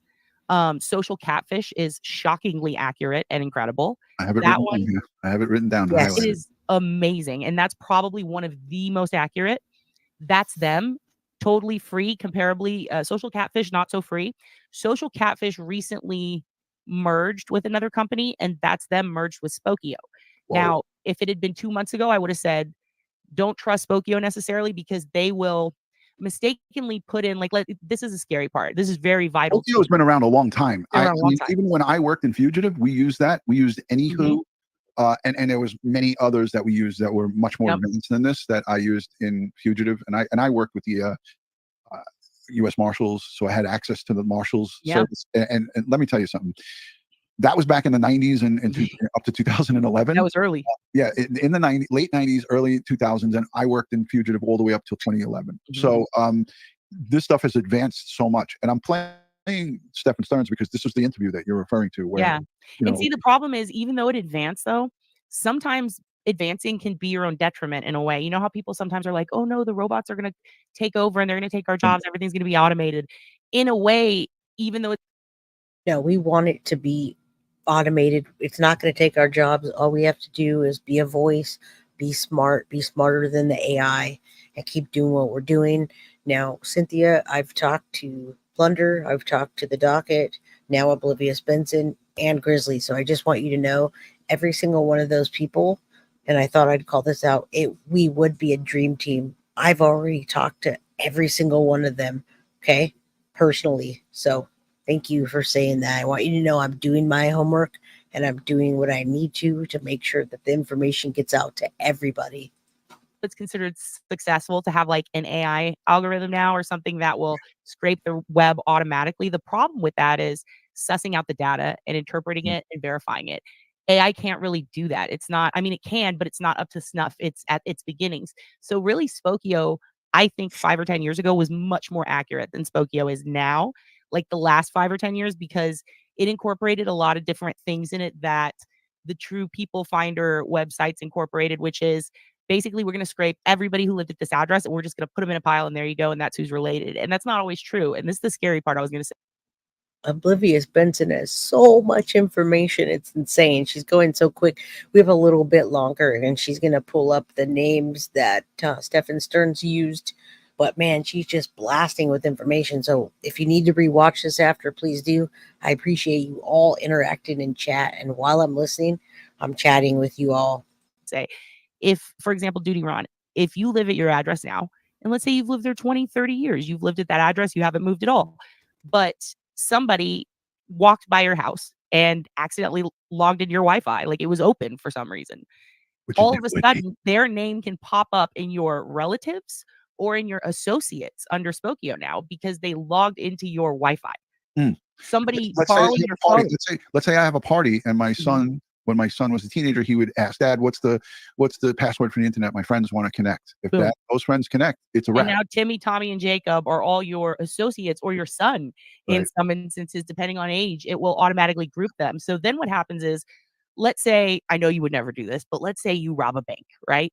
It's like, oh my God, this famous this famous YouTube guy, he snapped because he couldn't get into the air show. And then he walked across the street, he robbed a bank and he said, man, screw YouTube. And he went nuts. And now he's in prison. Can you believe it? And then the whole internet goes, did you hear about Duty Ron? What happened? And they go, I need to find out everything about him because I bet he's done this before. And then they go look you up on Spokio and they see little Timmy's name from 10 years ago. All of a sudden they're on his page, die Timmy, die. And it's like, oh my God, how did we get here? He logged into my freaking Wi-Fi. And that is exactly what happened in Delphi, actually. Keegan Klein and his dad, Tony, they lived at a specific address. They mistakenly used it for a lot of sus stuff. But Keegan's buddies would come over, his sister. The previous homeowners who lived there were getting death threats because their names were popping up as associates. Like, how do you know this pervert? And they're getting calls for interviews. It's crazy when in reality, they just lived there 10 years before. So my last video that we were talking about was just how to figure out who is who, because now you have to do that if you're using these sites. And your video was fascinating information. Like, I actually learned some stuff from that video. So again, I want to reel this in as it pertains to Stephan Sterns and online. Yes, let's reel it in how it pertains to him particularly and his accounts, okay? And what's up, a crime to remember. I know you have a fantastic channel. People fan over you all the time. So, hey, we can collaborate. That'd be great too sometime. Everybody and all. His online presence, pre-arrest, right? We are, as cyber sleuths, we want to know what Stephan Sterns was up to before he got caught, before February 26th, and we know he got caught after February 26th, but that was the date that Madeline Soto was allegedly dropped off at that school, which we know never happened. He was full of shit. So and then he made up that phony McDonald's story. What was that? Prior to February 26th, it was just bullshit, is what it was. It was just this guy, this savage, making up a story to try to cover his tracks. But Oblivious Benson, why I have you here is because I want you to explain to the audience about how easy or how difficult, and I know that you spent lots of time sleuthing on Stephan Sterns, and not to sleuth on him to harass, annoy, or commit crimes. Just because I'm nosy. I was literally just nosy. Yeah, because you're a nosy Rosie, and you wanted to find out what this scumbag was up to online. And what you told me was poof. I mean, I have emails from you and screenshots. I mean, we have to do almost as bad as Rex, isn't it? It's almost as bad as. And it's awesome to have Oblivious Benson on our side, folks, because she offered to share documents with me, and I'm sure she'd help in any way she can. So we want the people that bring real content to come together, not the ones that are just fighting every day and making stuff up. We don't want that. Carly McBain, thank you so much for becoming a member. 7 years of pain, and Jen gets to walk around with no care in the world. Don't worry about Maddie. People care, and we will fight for justice. Rest in peace. Yeah, we care about Maddie, even though her own mother doesn't. Justice for Maddie, absolutely. Let's keep going. There's a lot in here, and you guys can rewatch this and listen to what they're talking about. We're still going to get to Stephan Sterns and all of his account names. A lot of them are still up, folks. You can go look them up and be a crime sleuth yourselves. Rex, but Rex Heuermann, Long Island serial killer, was doing it a lot longer than Stephan Sterns, arguably. This was a guy who was randomly selecting sex workers that were out there and that were vulnerable, and that he could command and control them. Stephan Sterns, had complete command and control, and it was an easy no-brainer because the mom, we just found out that Jennifer Soto was sanctioning his interactions and his contacts. Whew. Yep. My police sign just fell down, so the police got mad at me. No. So yeah, I see a lot of let's hashtag arrest Jen Soto. I saw a lot of people hashtagging arrest Jen Soto on Duty Ron's channel last night, folks. So let's keep that going. Don Marie, hey Jay from Guilty of Crime, what's up? Let's get the channels that don't do conspiracy theories and have facts so we can make this happen faster. Stephan Sterns had the green light to sleep in a private bedroom, and I keep saying this because it's shocking. Which, by the way, Ron, it's not just a private bedroom. It is her dad's old room. He moved to Puerto Rico. Yes, and she learned that from CM, the ex-roommate. This was a 4-bedroom condo with 2 bathrooms, and all of them either slept in one room or she'd send Maddie to sleep in Juan's room all the way downstairs, folks. It was a whole complete room downstairs, way away from her. So even if he was hurting her, Jen Soto couldn't hear the noises that Stephan Sterns was inflicting upon Maddie. Think about that. Jennifer Soto's father's old room. And let me tell you something. Juan, her dad, seen the interviews. I know Plunder covered him, looked into him, highly regarded fellow. So far, Juan, from what we know, absolutely adored Madeline. This is apparently Jennifer Soto's father. Her father. So I'll give you some background. So this is what we know. This is. And can I ask you before you go into that? How much do we know about God bless? How much do we know about Stephan Sterns' online footprint? How far does it go back where you can check him on Reddit, check him on all these freaky perv sites, and so all this far to high school? I've got. Hold on. You can trace his online footprint. You have traced his online. And we are going to hear that right now. Can someone drop the link for a membership from Princess Mitch? She's a moderator on Duty Ron, and she's going to reach out to him to see if we can get me on the panel, even though they talked about that. So, Bree, if you have that link for the Crime Crew membership, please let me know. And yes, justice for Madeline Soto. Thank you, Bree. I can't say enough how much you helped me. You're my left hand. Thank you. Footprint back to high school. Oh yeah, big time. Please big talk time. about that. So you got the whole screen now. Your whole face is my screen. And I look furry. What the hell? So in the 90s, I'm actually making a video soon about this, but in the 90s, we had, until the mid 2000s, we had stuff like LiveJournal, MySpace, Zanga, Makeout Club. If you were there, if you know, you know. Stephan had all these things. And because Stephan was clearly into young ladies for a long time, even when he was young, not so much younger though. Like when he was young, they were his age. But as he got older in his 20s, there was a lot of talk. I'll just say this. There was a lot of talk on channels from old roommates. So in order to. Yes, and we're going to talk about that in a minute. You all know about that, the roommates and recording. Thank you, Princess Mitch, for becoming a member. Tell Duty Ron we say hello. And I cannot wait to see you on that channel. All right, let's listen to what this guy, and we know he pretended to be a younger kid, the way he shaved his face and he made those googly eyes. This guy has been a pedo for a long time. To verify what those roommates said, I had to find them. I don't contact them, but I did look them up. I verified that they're real people, addresses, all sorts of things connected. So once I saw them, I started looking through their socials, and I started using some tools like Wayback Machine and kind of just going through old MySpace caches. And I mean, we've got a picture of him in an orange jumpsuit. He's got pictures of him drinking with the puka shell necklace and the crappy spikes. I saw that. Yeah. Ugh. And he had a girl who did communicate with him through his Facebook before she obviously blocked him. Now it's not going to pop up. And I don't want to out her name or anything about her, but he took advantage of her at a very young age. He was much older. He was like, I want to say like between 20, 22. She was like 15 to 17. And she was commenting on his page like, we're going to go out. We're going to hang out. Come over and watch a movie. And you see this a lot with grooming.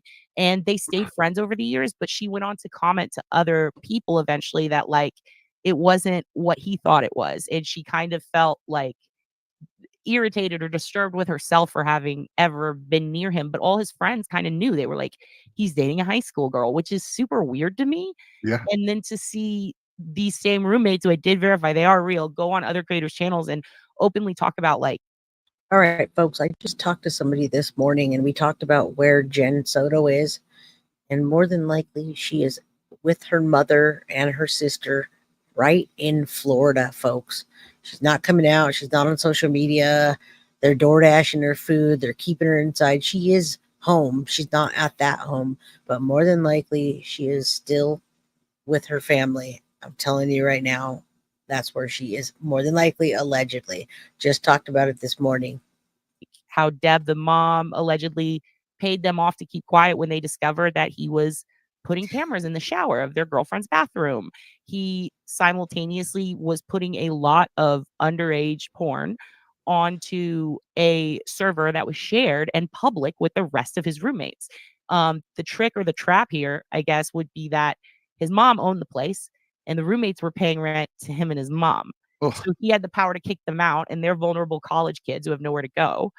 And it basically came down to, listen, we know you did this, but we won't say anything, I guess, because, you know, you're letting us stay, but don't do it anymore and apologize. And then one day the mom shows up with some manila folders and is like, GTFO, here's some money, zip it, end of story. Right. And, you know, you're selfish when you're young. I'm not going to make excuses for them because I don't have. Yeah, so the parents I also had a conversation this morning with that same person that think that the parents are culpable. They could have stopped this. They could have got him therapy instead of paying off the roommates, which I believe are verified. It was on a very reputable channel, the source and the roommates. And we do know that the parents paid them off to not put him in jail or get him therapy. Hello, Kimmy, Dawn, what's up? All right, so this is true.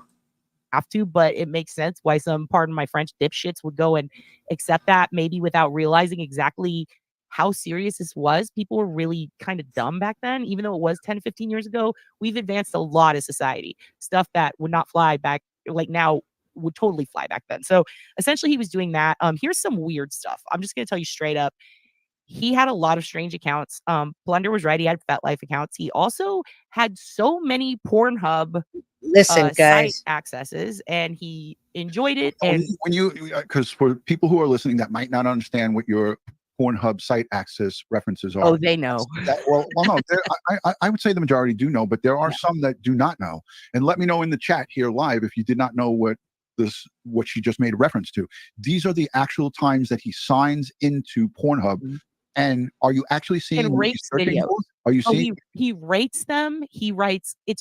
so he's full on with the same name on there, everybody, doing that out in the open. And then you hand your daughter and say, hey, go sleep with him. I'm having anxiety. Okay?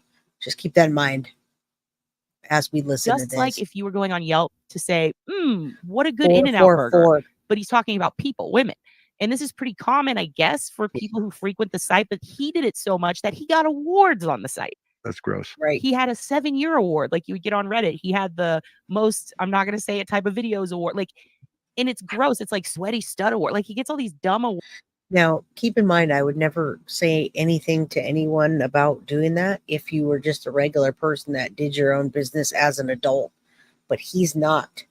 This is something way different. So no offense to anybody that's on the P-Hub or whatever you're doing. It's him and her. Awards for being a loser that watches too much porn. Rating the videos and putting his comments in. And we talked about this in the Lisk case. This isn't uncommon for they call it fapping. Like these dudes will go rank it. It's not uncommon now for younger generation type of people.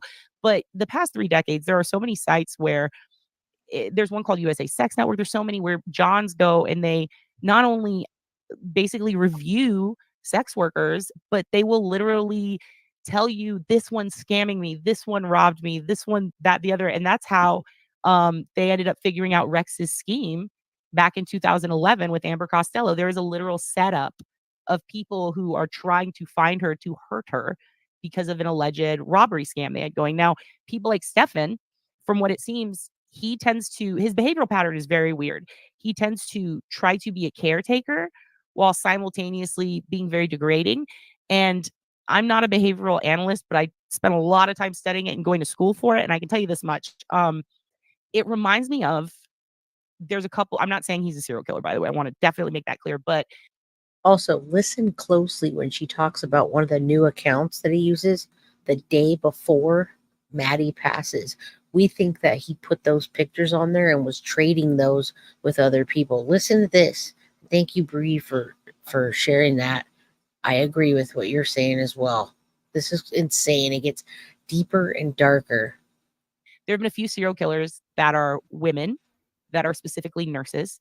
And then there are first responder male serial killers that are actually their own kind of grouping, almost like snipers have a God complex. These folks have a complex of they want to bring you back to life and then kill you and then bring you back to life. It like keep you on the brink, almost like someone does when they choke and then they let go. Yeah. That's the type of thing you. Again, this may have happened, folks. That may have happened. That very thing, what he's talking about. Thank you, Christine Pitlover. I just received your generous Cash App. Thank you so much. Appreciate you. See in his online pattern almost, because he goes from, I want to help a teen out and give really great advice, where if you, and it makes me sick saying it, but he has posts that. He was giving parental advice. And there are some posts where you read the parental advice, and when you don't see his name above it, you go, oh, this is great advice. Oh my God. And then he gives parental advice, and then he talks about how long it takes him to, and his dry, and then his P-Hub. That makes no sense. How did nobody see that? Everybody failed. It's like when people used to give you a quote and be like, you like that quote? You go, yeah. They go, Hitler said it. It's like, why would you do that to me? Yeah, right, like, it's the same thing. No.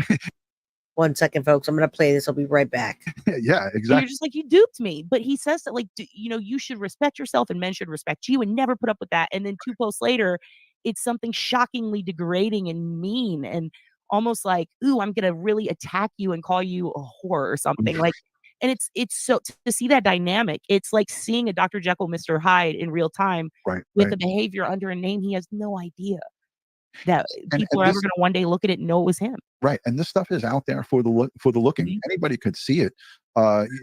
This demon is openly making these posts.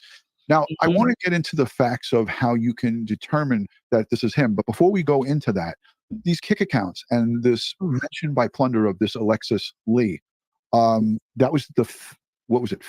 Thank you for bearing with me and staying on here, everybody. My daughter sounded like she was crying and I had to jump off and check on her. She's fine. Okay. That's all. Sorry about that. Gotta kids come first. Fetish life. Okay, I can tell you right now the accounts that are definitely verified as his. First of all, and I did. Can you share screen and show? Yeah, let me pull this up because I actually have quite. All right. So what we're about to do is show a list, and I'm sure that Oblivious Benson has it all in a secure folder somewhere.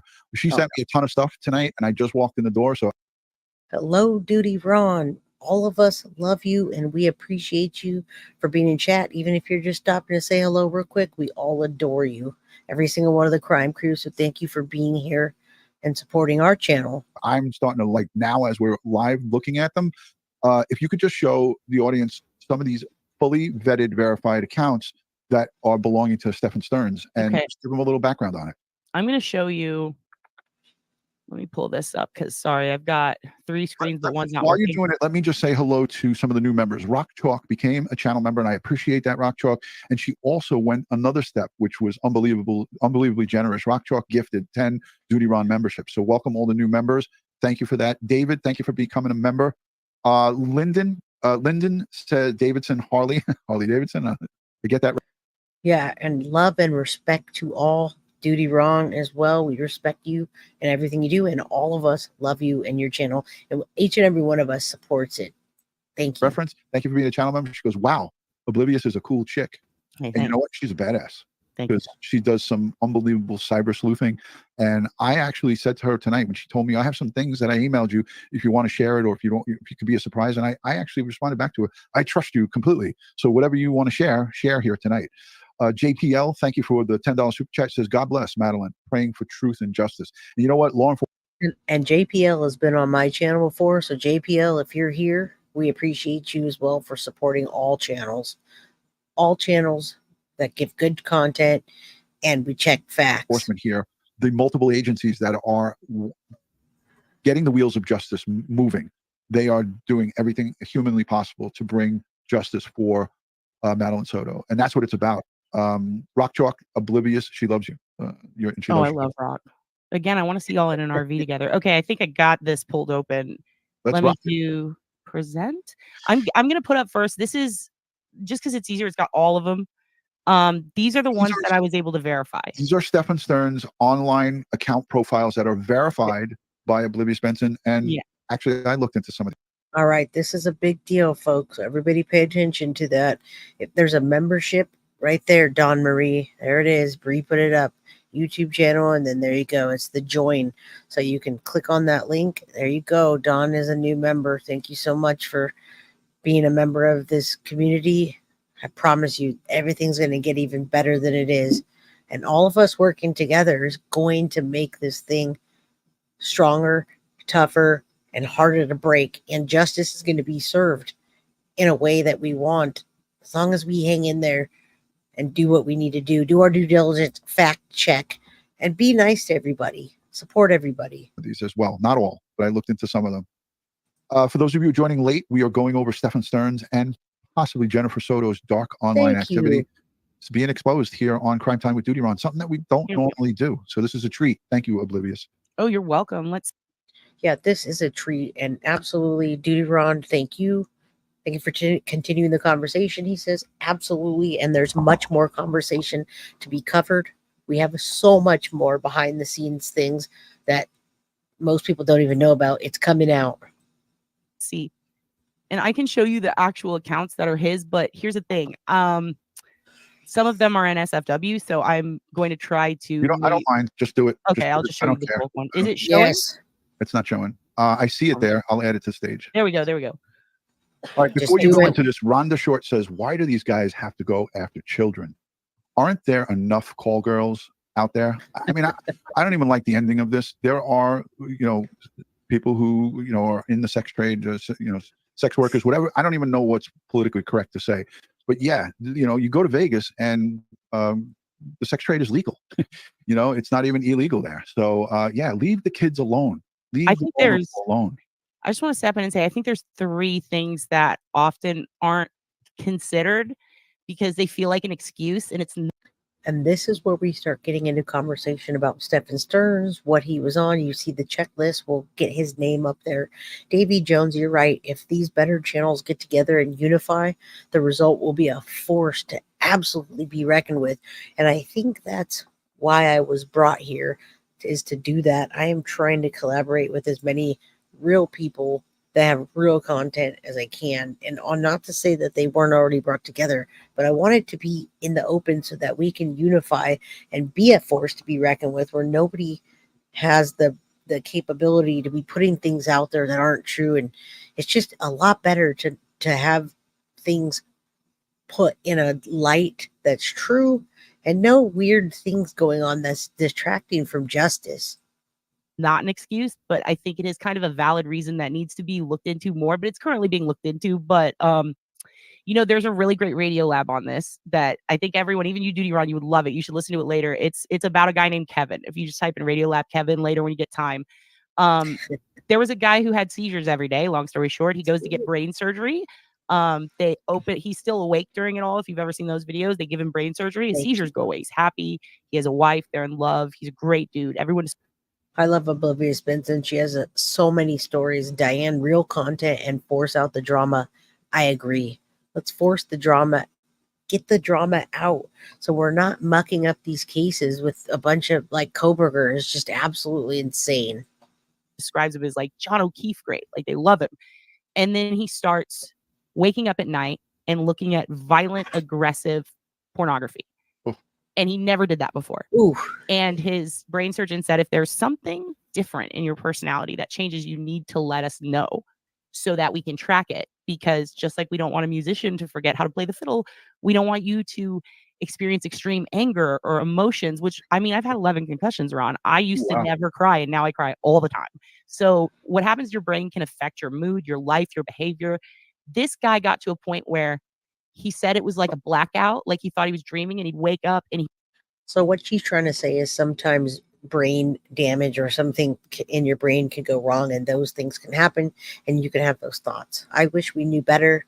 That's why I study serial killers, and I study as much as I can to help learn about them and then correlate those with people and their behaviors. Duty Ron, you're right. Rumors and conspiracy theories are a dime a dozen, and I'm glad you never run unconfirmed stories. I do the same. I'm very skeptical about what I say, and I always fact check, but I also make sure I triple check to make sure something's right. And I will apologize if a credible source comes to me and it is credible and I checked it and it's wrong.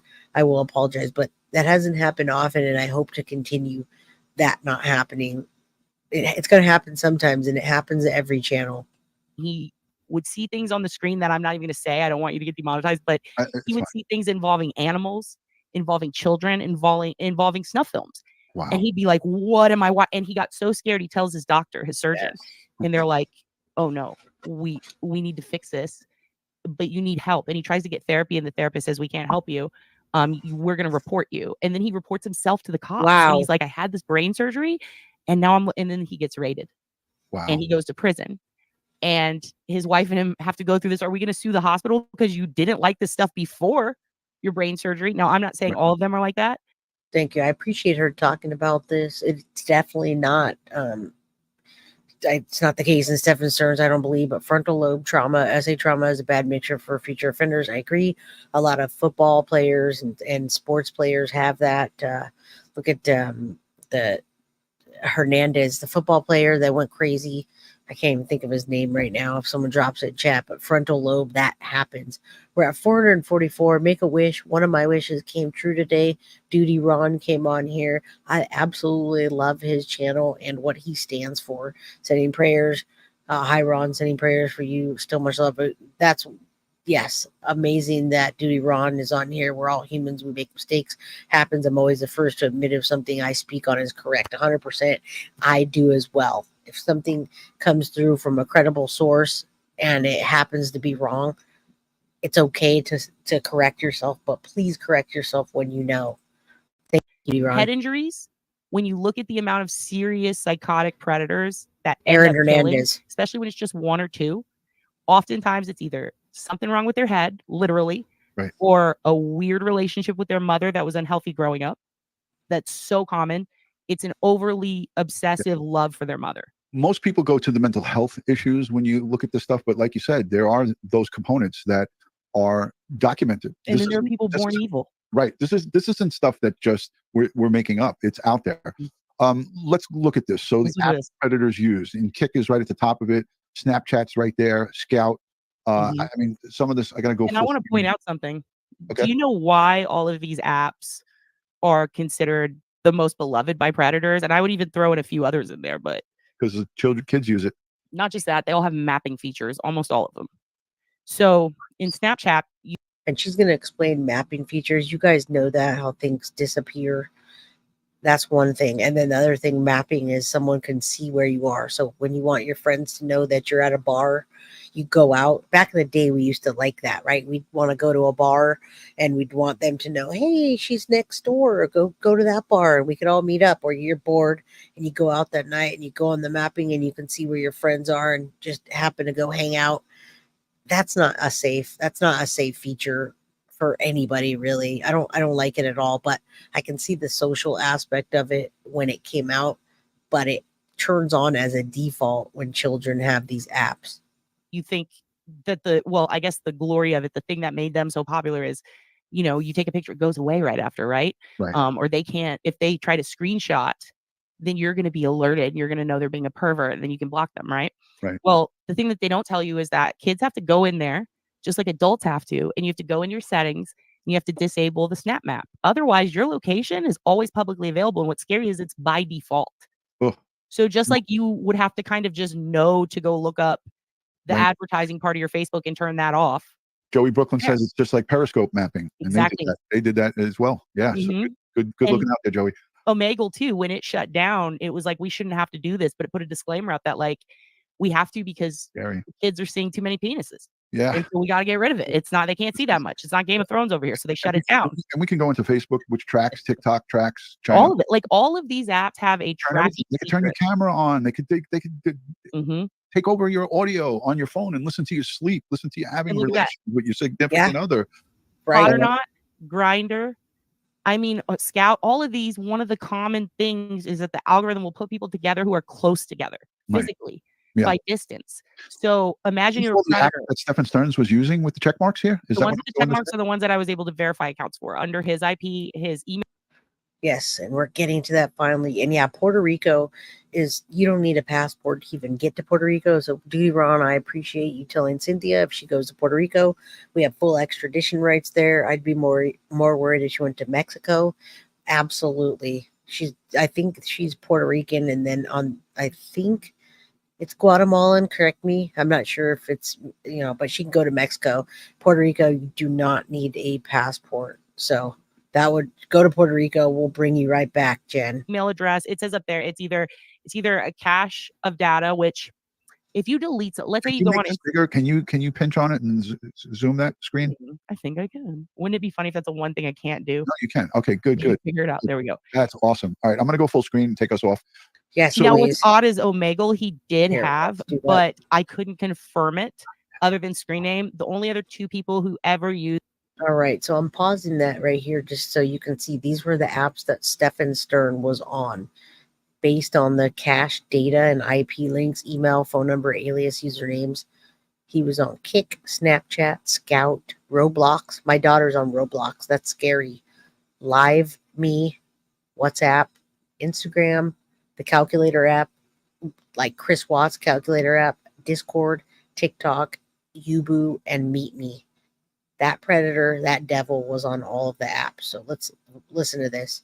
Sussed it at as a screen name in the history of the internet prior. Holy By the cow. way, you always have to look at prior to his arrest. After, people are going to make fake accounts just like they did Coburger. Freaks are gonna start making Yeah. hundreds of thousands of accounts. Yeah, but before there were only 3 12 people on apps. Earth who used that screen name. One of them, specifically that one, tied to a Gmail account. And that would be a band that's pretty good. They're okay. They're like the Pogues. And then a Polish guy who's into skydiving and does have a chatterbait. God bless him. He's single and he's living his retirement and he's just jumping out of planes and loving life. How He's not about it? hurting anybody. He's not married. He's single. He, chatterbait away. Yep. And people dox the hell out of him because they see chatterbait and they go, it must be Stephan. No, it's just another guy also looking at porn. So And then you these are got Stephan. 12. These are 12 verified accounts. Yeah. And that's just on that list of. All right, 12 verified accounts, and I think she gets to the names of the accounts. Yeah, Roblox is not safe. I know my daughter's on there, and I see what's on there, and I have my phone cloned to hers. I know there's a lot going on with all of these apps, folks. I get it. And let's arrest Jen Soto. Let's see what app she was on as well. I don't know if that comes up next, but we can find that out certainly together. The ones that are available for mapping, if you will. And in the affidavit, we heard about Discord, right? We heard about a Discord that was branded for Madeline Soto, right? Oh, let's get into that real quick because I have. Did he use that account? I know. Was he controlling that account and using it as a way to lure more potential victims, you think? Because I actually just, used my detective skills and said, this is what creeps do. They're going to use their daughters or girlfriends' daughters' faces and pictures to try to communicate as them to others. He could have. Yeah. I mean, I think I was telling you that the other day, how like that's a common practice is, I mean, we even caught, me and a buddy of mine caught a pedo inadvertently looking into another case. I'm not going to mention which one, but we thought we'd hit the mother load with this one guy that, I mean, I'm telling you, everyone in the world was looking for this dude. Wow. We ended up catching a totally different guy who was in, can't remember, I think it was Spain or Germany. And he was basically using his. I can't wait to talk to Oblivious Benson. She has so many stories that are real life and just information. It's outrageous the things she knows by being a web sleuth.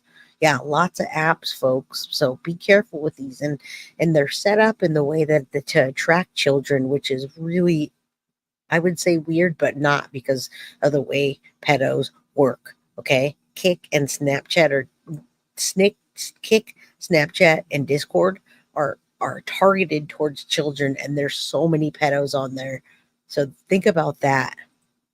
Stepdaughter, her account, he took everything she had and mirrored it. He made a whole new account.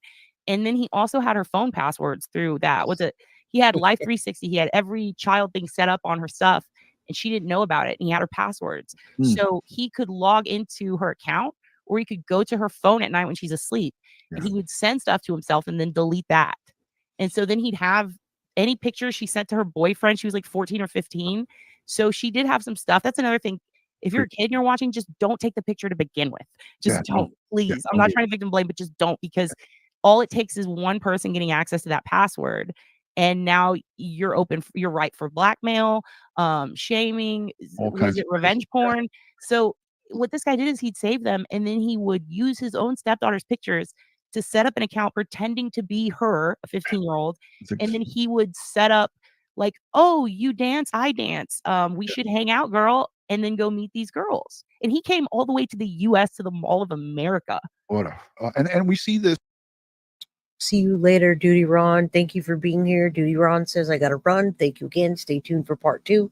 We cannot wait for part 2. Hopefully we can get it together, and I can get on the chat, the open panel with you. I have lots of information, and if you want to talk about Tyler Wallace, the bio dad, or Tatiana, or any of those, I have connections with people on that side, as well as the vigil and the memorial. So if you need anything from me, I'd love to talk. I cannot wait for part 2.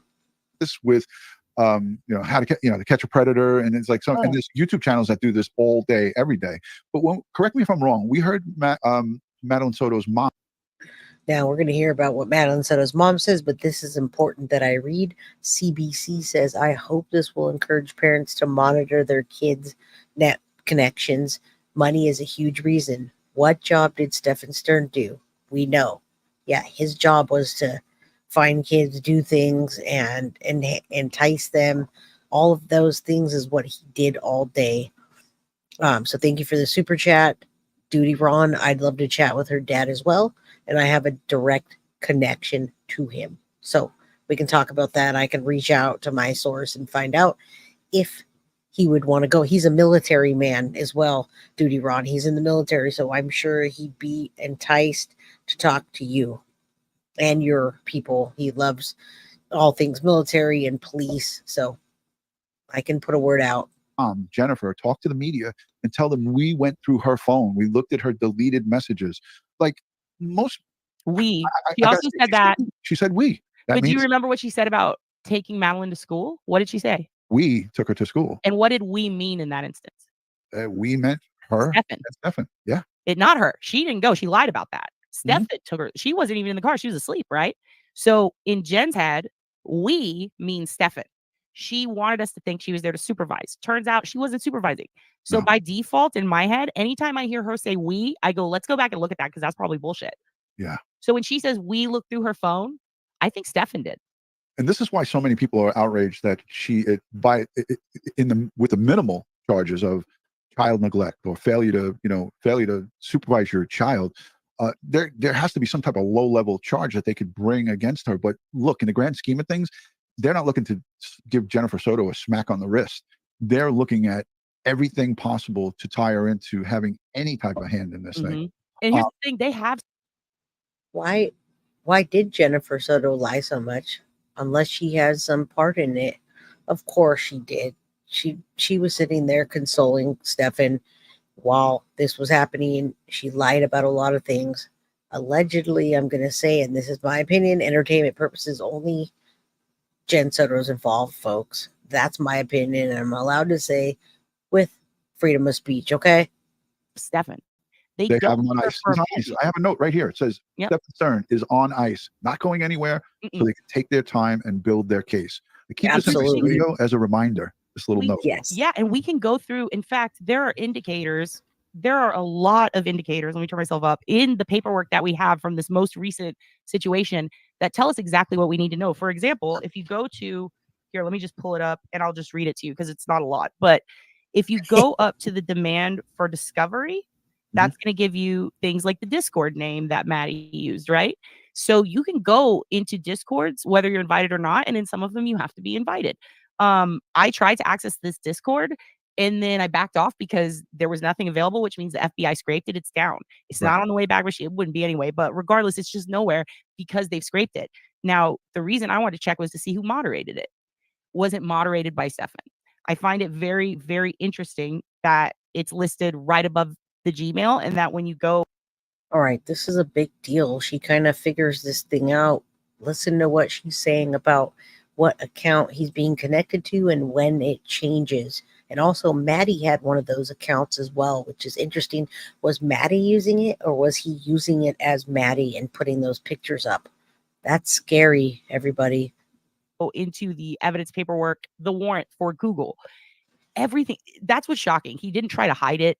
I thought he could have been a deep web or dark web user, but I found no Tor-friendly activity. I found nothing in any of this to, in fact, he just seems really stupid. Like, I genuinely don't think that he at all distributed so much as traded or maybe purchased, because you don't see distribution on here. There you go. That tells me he hoards, he buys from others. Okay, so he's buying content of kids from other people, and that's a real thing. This is important, what I want you to hear about. I'm not going to stop it for a few minutes because I really want you to hear this. And Karen, hi from Australia. Lisa and Marie Herrera, I was talking to you last night. He could have been doing it so he can get someone else. That's a good possibility. We just hit 444, angel number. Hello, Maddie. Make a wish. Pray for Maddie that we get complete and utter justice. All right, folks, I do believe in the power of prayer 110%. Right. I also see a lot of crypto. When you see a lot of crypto, you kind of presume maybe some dark web stuff, right? Because that's how you buy it. Trades. But then you see the amount. Look at that. He's got 40 different charges, each for 10 or more photos. So at minimum, he has 400 photos. He has a whole terabyte. What do we say? That's like 250,000 pictures. 250,000, 300,000 pictures, full length motion films. Yep. It's really crazy. But the thing that blows my mind here is if you look at the bottom of the demand for discovery, the Instagram related to Madeline is listed. And it's little_figment, which is a Disney character. If you look at Stephan's Reddit, he's constantly posting pins of the same character and it says Little Figgy. Yes. So see how it says former usernames? So before Madeline was little_figment, she had another username. So between August of 2023 and February of 2024, which is not a long time period, she changed her username one time. I wonder why. Typically people will do that because they've said something they shouldn't have said, or maybe they don't want people to find them and they've done. I wonder if this is him. I wonder if he set her up with an Instagram account because that date, August. There you go. This is so important to hear this. And it makes me wonder. And look at this little figment picture he's got going on. A little dragon, a cute little dragon. It almost makes me think that it was Stephan Stern's. When you see Maddie and what she was into and how girly she was, I just don't see it being a dragon. I see him as putting a little dragon that was cutesy, but I don't see it as being her. I have a feeling it was him using that account and luring people in and using her photos, folks. Coincides with a lot of other activity that he had and posts he had. And I find it interesting that he uses the same pictures in his Reddit posts. This also too, and I don't mean to interrupt you, No, but go. he talked about him joining the fetish life at August 2023. FetLife. Yep. 22. So And the day he joins FetLife is the day Madeline's Yep. Instagram starts. There you go. Simultaneously, I mean, the time when you see these patterns, something's up. So when you look at the Discord activity, there is no way you can use a Discord without having an email address. That tells me Madeline has an email address. Well, why isn't that email address in the warrant? Right. What email address is in the warrant right under it? What is that? Sustanet@gmail. Yes. Is that Discord and this Maddie? Or is it both Stephan? I mean, I think here's it's the thing about Stephan. Jen. Jen had Sailor Coda, Jen So, and Jen Lisette. Those were All right, so now we have all the emails that she had. Figment is a Disney dragon. I think that it was Stephan STERNS that had that account. her main profiles on everything. All of them had posts about bipolar depression, PTSD, ADHD, all these different problems with mental health issues. Well, then we have a roommate go on a channel named Jai that I sat through and I listened through and I took notes. Right. And I sent them to you, Ron. I have them. I have the Would notes. you mind? Can I do a bathroom break? Would you read some of that stuff to them? Yeah. That's where we go with the Jai. Everybody, we'll just play this for a second for people that miss things, and then we'll stop this one because we've heard this already. But it's really nice that they introduced my channel, and this is how Duty Ron came on today. Let me just Give me grab it 1 up. minute. Go ahead. Go. I just realized I have to go so bad, but I really want them to know this because this is exact. So Stephan and her had a roommate, Stephan and Jen, in 2018. They had been dating since 2018. And in that 2018 period, they were together 9 months and they would break up and get back together. He lived with his parents. He had a filthy ass bedroom. Her dad, Jen's dad, Juan, bought that condo in 2011 and then eventually gave it to her. So at some point in 2018, it's Juan, Jen, Stephan, Maddie, and then a female roommate who worked at Disney. These are the notes, right? Yes. Okay. And I'm going to run to the bathroom real quick. You show them that, though. Thank you so much. Well, Donna, I can't just play people's stuff on my channel. That's why I have to do reaction videos because otherwise we would just go to their channel. I appreciate you for saying that, but I can't just play their whole thing. You can go to Duty Ron's channel and just subscribe and watch his videos there, but I appreciate your input for saying that. Thank you so much. Yeah, that's why it is my channel. And Duty Ron was on here earlier, and he appreciates the conversations that are going on. Otherwise, it would just be over and done with. So thank you, though. I appreciate your input. Okay, yep, I'll take you off. So these are the notes that that she shared with me. And this is from a interview from a roommate this is a female roommate who lived with Jennifer Soto, who lived there at the start of Jennifer and Stephan STERNS' relationship over a 9-month period in that year as they kept breaking up. And there's a link to this YouTube channel. I'll link it in the description. Notes from interview on YouTube from roommate. Jen was on heavy medication all of the time and on disability. And again, this is coming from a roommate, so unverified 100%. But if she is giving this in an interview, you could bet your bottom dollar that police have interviewed her. They definitely have interviewed her and talked to her. She would only work a few hours per week when she felt like it. The roommate drove Jen to appointments / to the mental health facility an hour and a half away multiple times. Name is below. All right, she's back. I'll let her back. That was the quickest bathroom break I've ever seen in my entire life. I'm so fast. Wow, I can see that. Yeah. All right, I just shoot it out. I'm good. All right. All right. The roommate, So where are we at? The roommate didn't pick up on any sexual abuse, but she didn't like Stephan. And you got to remember, this is the beginning of their relationship. So they had been friends, she said. That's the idea she got from Jen. Jen had talked about how they were friends. Right. She kind of thought they were more like acquaintances. So for another female to say he was really dirty, he lived with his parents and supposedly his room was filthy. When she's saying dirty, she's meaning he was just dirty, a dirty person. Yes. And his parents were in Northport, Florida, where the Laundries lived in that area, in that Northport area, which is the West Coast. And he drove across from the West Coast to the East Coast to up by Orlando, right? Mm-hmm. And came from his audio interview with the police. He came there just that day on Sunday for Madeline's birthday, but he was gone since December. Yeah, and so his parents, by the way, he lived there the entire time he was living with Jen. And in that interview, the roommate says, she says, So here, Guilty of Crime. That's Yeah. my channel. That's from my channel. We're going to link it in the description. Thank you for that. Guilty Is of that Crime. Jai? Is that her Yeah, name? I'm assuming. Yeah, Jai. Is that you? I mentioned you earlier, I think. Yes. She sent me an email, but I didn't see it until like a week and a half later. So I apologize for not getting back to you on the email. She was requesting some of the info from. Can we put the link to her video in there? Because honestly, that interview she did, mwah. This is it right here. So I'm going to Yes, link. it's her. Jai, you rule. I'll link it in the description. Mhm. So I promise that I'll put that. Just got to give me about 10 minutes after we're done here because we're going to get ready. We're already 21 minutes over what I wanted to do here tonight. I don't want to overload everybody, but. All right, so we're not going to overload everybody, but I do want to show you the response I got from Oblivious Benson. She is really freaking funny. She cracks me up. Let me show you her response. She's killing me here. She made me laugh. That's a good thing. Laughter is good. So here's the message that I got back from her on her channel. Okay, you can see it comes from Oblivious Benson 8 hours ago. Can you see that? All right, so thank you all for your support. I appreciate each and every single one of you guys. This is not what she said. Got the interview live from Jay of the Roommate. Yes, that was me. The interview is on my channel. I know her. I talk to her often. All right. Here's what Oblivious Benson said to me 8 hours ago. She said, Jay, not Jai.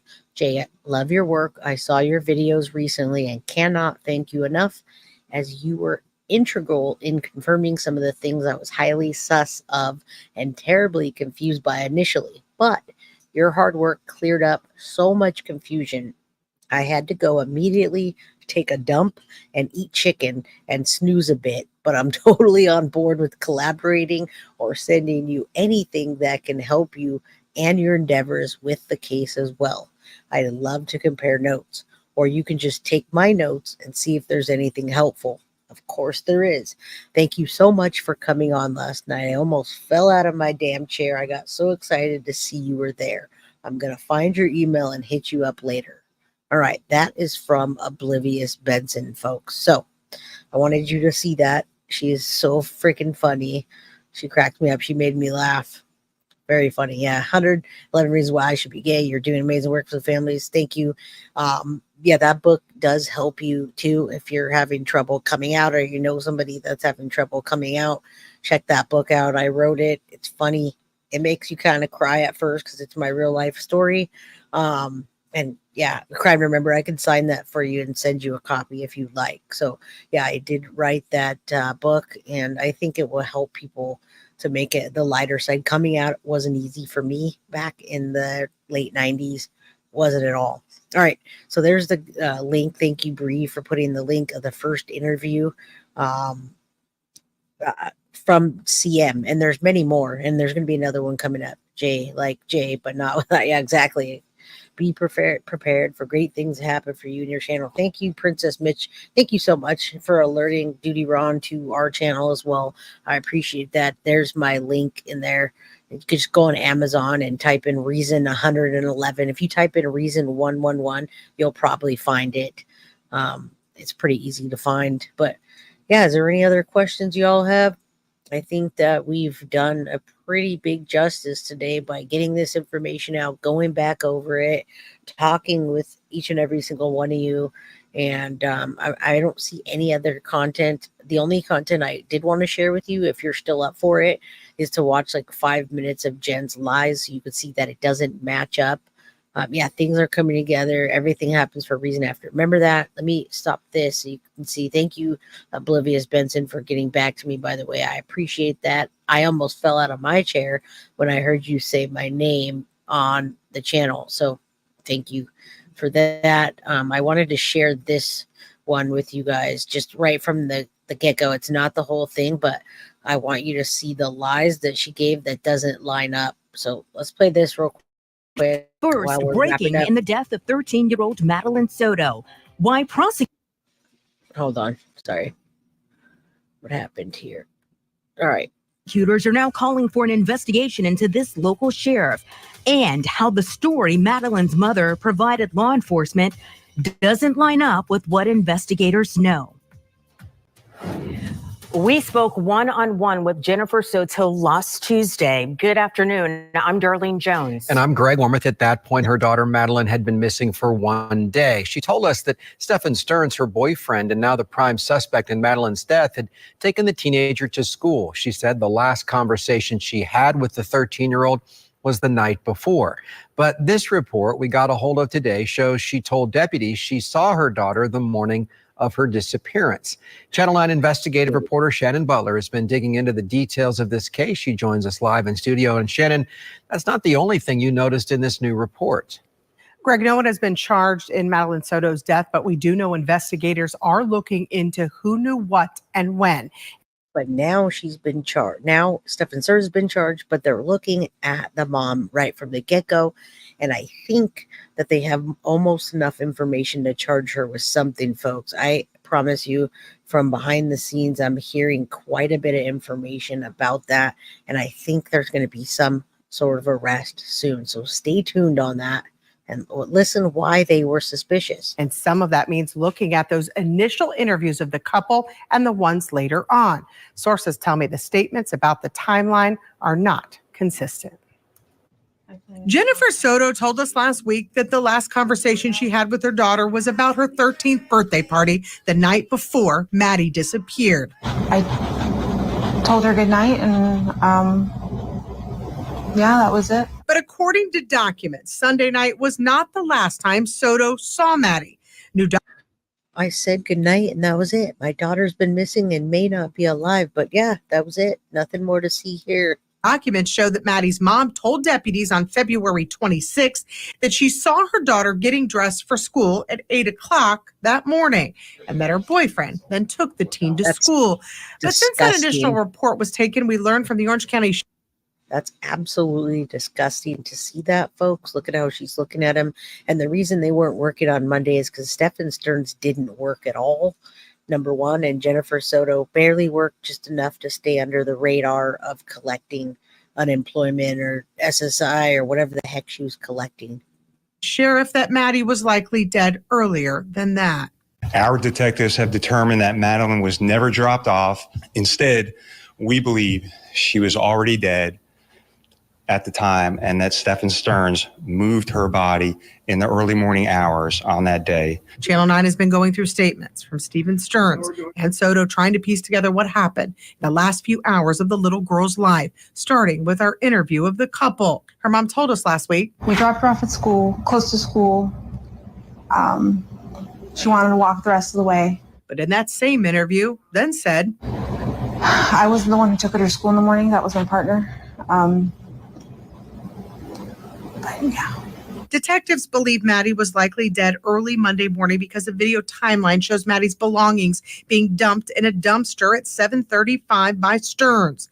At 8:19, Sheriff Mina said video shows Maddie in STERNS' vehicle believed to be deceased. Since then, the case has moved to Kissimmee Police, and sources tell us that Soto has been interviewed multiple times by detectives at 2 agencies and that they.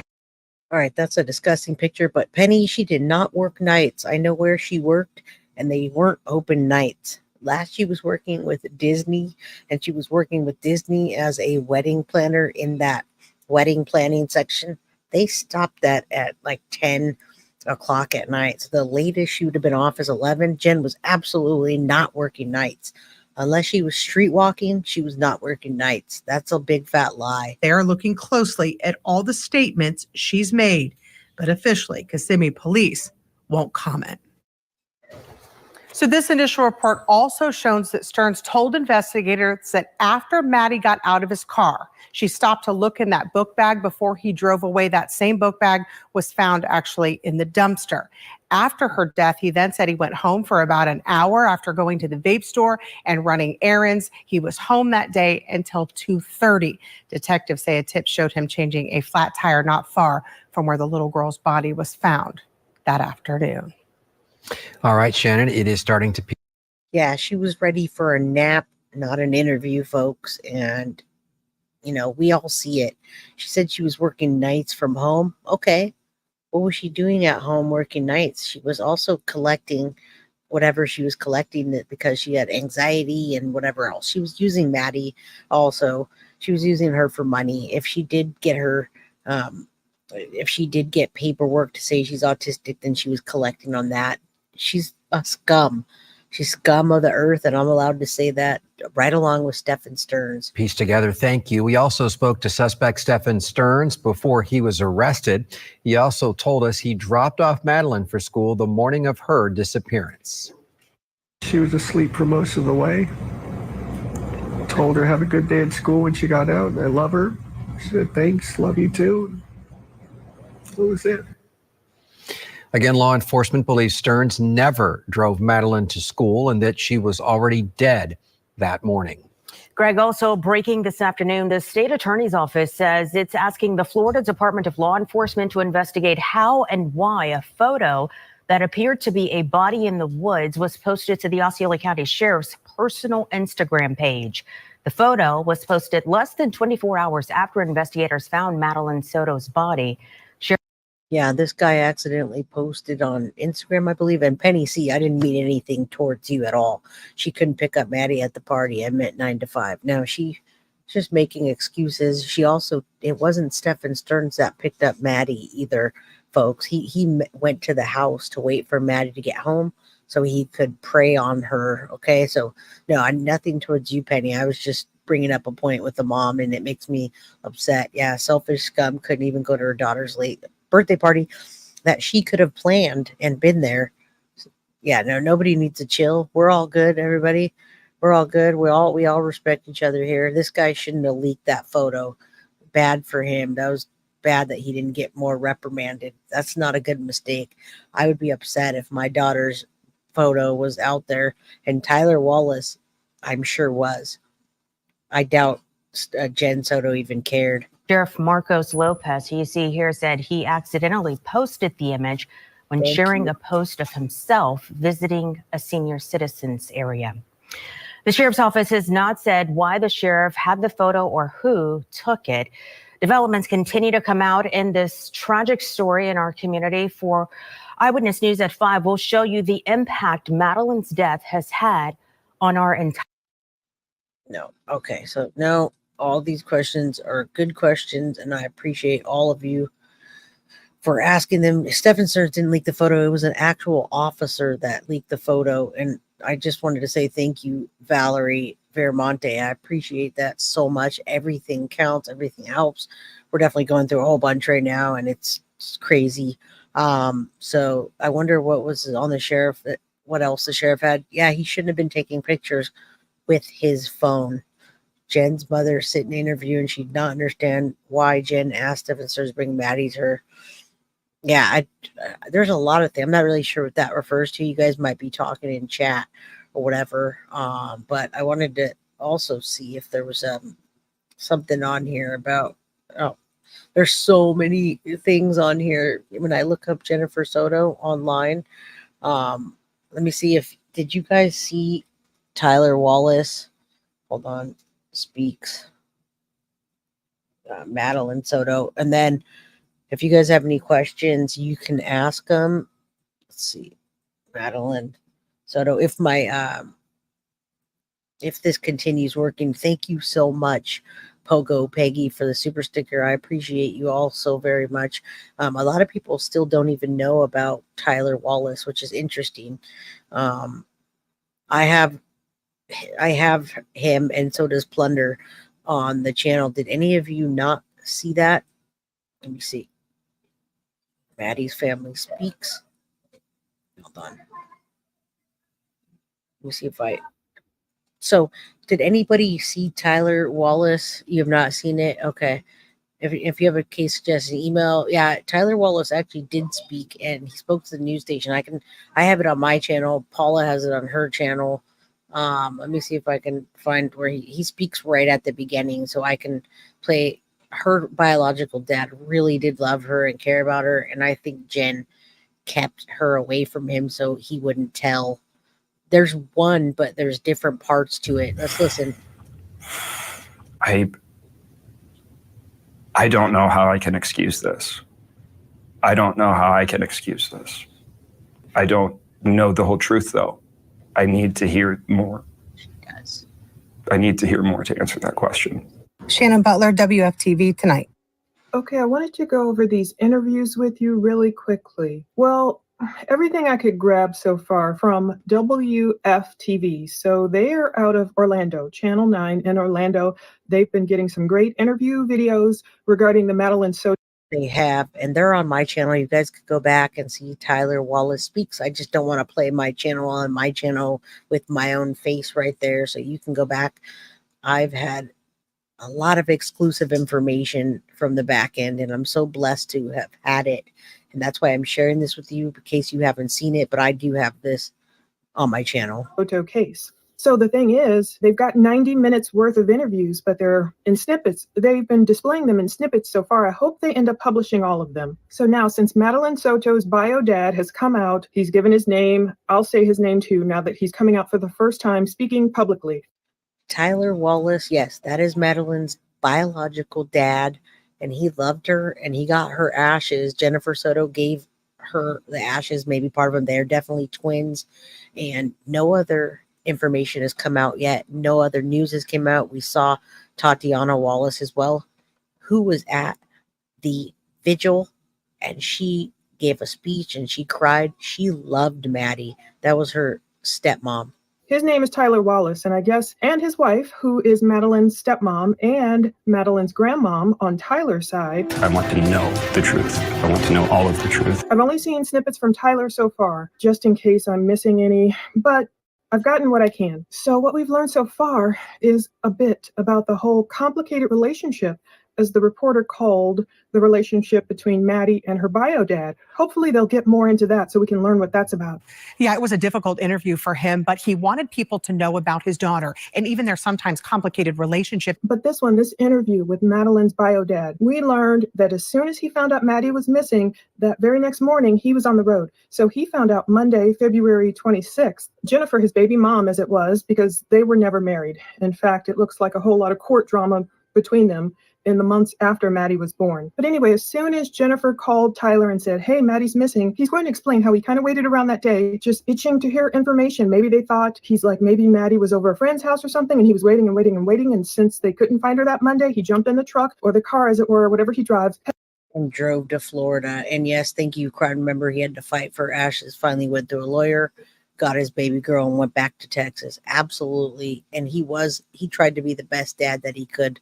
Folks, if you know this entire story, you'll know. Headed all the way over from Texas over to Central Florida. He says the morning after he was told Maddie was missing, he got on the road and drove straight through from Texas to Central Florida, 14 hours looking for his daughter. The next morning, he got in his car and drove from Texas to Florida, only stopping for gas. But shortly after he got here, Madeline Soto's body was found in this rural area of Osceola County. It took him 14 hours, and he drove basically nonstop. He only stopped for gas. Hopefully, since they have so much footage, they have 90 minutes worth of footage, apparently. That's how long they sat down and spoke with Madeline's family. Hopefully, they'll put the full raw video on their YouTube channel. I can't find it yet. I haven't found it anywhere. I think WFT has like a 6 p.m. broadcast, a 10 p.m. broadcast, an 11 p.m. broadcast. I missed the... Go a little bit further so we can hear him. There it is. Talked to her on her birthday. That was just days before she was reported missing. He said he had no idea it would be the last time. He told me it was Jen Soto who called him to let him know that Maddie was dropped off at school, but then never made it. So he got in his truck, came to Florida right away to help look for her. In the meantime, a man he knew was in his daughter's life was charged with sexual battery. Just as that news set in, Maddie's body was then found dumped in the woods in Osceola County. And he's urging the public to be patient. He has confidence that investigators will... Why don't you play it? I want to see your dad. They're showing bits of it, but... She was actually missing, or she was staying at a friend's house at the time. We were trying to wait to see if she showed up. And by the second day, I couldn't wait anymore. So I drove down to Florida. I love what I had of her, but we were supposed to have so much more. And I can't grasp it. I can't grasp it. He repeats that. I just can't grasp it. He just can't even understand what happened. Of course, he doesn't have all the details. He's visited police. Tyler met with Kissimmee police about their ongoing investigation. He doesn't know what happened. Perhaps WFTV will publish the whole raw video with Maddie's dad and her stepmom and her grandmom, because they did it previously when Stephan STERNS and Jennifer Soto spoke with the news station. Eventually, they published that whole thing. But Tyler, he said, I love what I had of her, but we were supposed to have so much more. That was heartbreaking too, because indeed, Maddie was only 13. And you can imagine Tyler being this loving dad to a 13-year-old daughter. And then all of a sudden, poof, one day she's gone. He races into town, and pretty soon he gets the news that Jennifer's boyfriend, Stephan, has been arrested, and then soon after, they find Maddie's body. But Shannon says that Tyler wanted people to know about his daughter, and even their sometimes complicated relationship. So I was wondering if she was alluding to kind of the drama I published in my previous deep dive into STERNS. Was she talking about when I mentioned, Jennifer and Tyler went to court? It's all public records. In the months after Maddie was born, there was the establishment of DNA, I'm sure to ensure, I don't blame them. They want to know exactly who's the father here, and there were wage garnishments and stuff like that. So I've linked to that video below if you haven't seen it, and I'll touch on it a little bit more here. So Tyler took a deep breath when Shannon said to him, tell me about your daughter. Tell me about your daughter. Maddie was just the most important person to my wife and I. She was just full of joy. So he said, Maddie was just the most important person to my wife and I, just full of joy. So he's careful with his words. I'm sure he doesn't necessarily know a lot, but he doesn't want to say too much, say the wrong thing. But Tyler said, I was informed through a phone call from Jennifer that she was missing. How did you find out? I was informed through the phone call from Jennifer that she was missing. What was her demeanor? Jennifer's? Was she calm? Was she freaking out? I would say anxious. And so Shannon asked, well, what was Jennifer's demeanor? And he's like, Jennifer? Shannon's like, yeah, was she calm? Was she freaking out? And Tyler said, no, I would say she was anxious. So at that point, Jennifer sounded anxious. And then a really good question. Did your daughter ever indicate that something was going on in that house? And look at the way he answers. He says, did your daughter ever indicate that something was going on in that house? Not to me, no. Not to me, no. So I wonder, did he say, no, Maddie? Yeah, I have WFTV interview, and there's a couple of them, folks. Crime to remember, I have the marriage license from 2015 to 2017. You can go back to my video. I don't really want to put his name out there and have people blast him, but it is Stephen Keith Young. Nobody knows what he looks like. I don't want to really focus too much on him because he didn't do anything. But yeah, that's who she was married to. Look in the chat. Anxious because she knew. Yeah. Now, I played this on my channel directly from the news station, and I have it right here so you can see it. There's multiple parts to it. And then since there's so many people in chat, I figure I can still play some things. Let's listen. Right from the news station is where Paula got it from. It's just she's cutting it up. We have more of our exclusive interview with Tyler Wallace. Good evening. I'm Martha Sigalski. I'm Darlene Jones. Investigative reporter Shannon Butler sat down with him to talk about his daughter, her death, and the man investigators have called the prime suspect in her murder but have not arrested. She's live here in the studio with us, and Shannon, quite an interview. Yeah, Tyler Wallace. All right, this is one of the big pieces of interview, and it's straight through. Princess Mitch, my email's below. Guilty of crime by j@gmail.com. I won't interrupt anymore. Let's watch this. Did not put any restrictions on the questions I could ask him, but he did ask one thing of me, to talk about why he had no idea his daughter was going through what she was and why he doesn't want other dads to suffer with the same regrets. Tyler and Tiana Wallace saw Madeline Soto in October of last year. I've always wanted to see her more. We were supposed to have so much more. Tyler and Tatiana Wallace saw Madeline Soto in October of last year, and they had no idea it would be the last. She meant everything to us. The couple kept in touch, paid child support, and gave a little extra for things like flute lessons. But because they lived thousands of miles away from Madeline and finances were tight, they rarely saw her. Was there something that concerned you? Was there a sign? Did you think something was wrong? Not really, no. I didn't know. I didn't know. I just wish she would have told me. We had her in October. And I just wish she would have told me. All right. I would have taken her. That's Tatiana Wallace. I'm sorry I had to interrupt because some people don't know. That is Maddie's stepmother. Okay? Away from that. It's something that will haunt her father forever. I just wish I could have seen her more. I wish I could have had her more. And I struggle with that. I will always struggle with that. Tyler told us that Stephan Stearns was in Madeline's life for at least 5 years. He didn't know him well, but had no reason to believe that he would soon be arrested, accused of sexual battery, and with having dozens of graphic recordings. And now there are so many questions about what happened and why. I don't know yet the whole story, and it's painful to be in that state of waiting to I know. understand how I feel. But the truth is, I don't know how I feel yet. It's hard. It's flip-flopping and speculating, and that's difficult. That takes a toll on you. And that's why I'm just trying to grieve privately with my family and process this loss. All right, folks, that's them at the vigil. And thank you for letting me know you could hear my kid. I know she's out. She was right outside the door, and I asked her to close the door. There they are at the vigil. Please go on my channel and watch the vigil. Support it. Support the advocates. They're all on there. They do so much work every day. I'm the only one that was able to stream. The news station was there, but I have the entire vigil on my channel. So please go back and watch that. Bree, if you get a chance to drop that in the chat, I have the vigil, and this is it right here. That's them. They drove up for the vigil, and Tatiana gives a speech at the beginning and starts crying. For us, and I do want support from the public, but I don't feel right sending mobs and pitchforks. I want to focus on Maddie and her loss and what I could have done better, not as a guilting myself thing, but as helping other fathers who are struggling to have relationships with their children. And Tyler will continue to fight for answers and try to find a way to move on. Maddie's not here to speak for herself. You are here to speak for her. Oh man. What do you want people to know after all this is said and done? There's probably a few It's not things. fair. Life isn't fair. You know, I loved my little girl. We were patient. We were taking our time.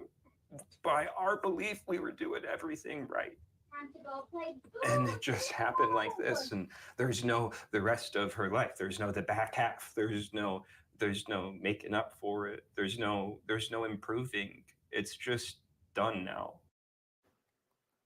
On Friday, we told you he was trying to get Maddie's ashes to bring home. His attorney did get those ashes from Jen Soto. Actually, he and his family are headed back home with those ashes and a whole lot of heartache, Darlene. All right, thanks, Shannon. Incredible reporting there.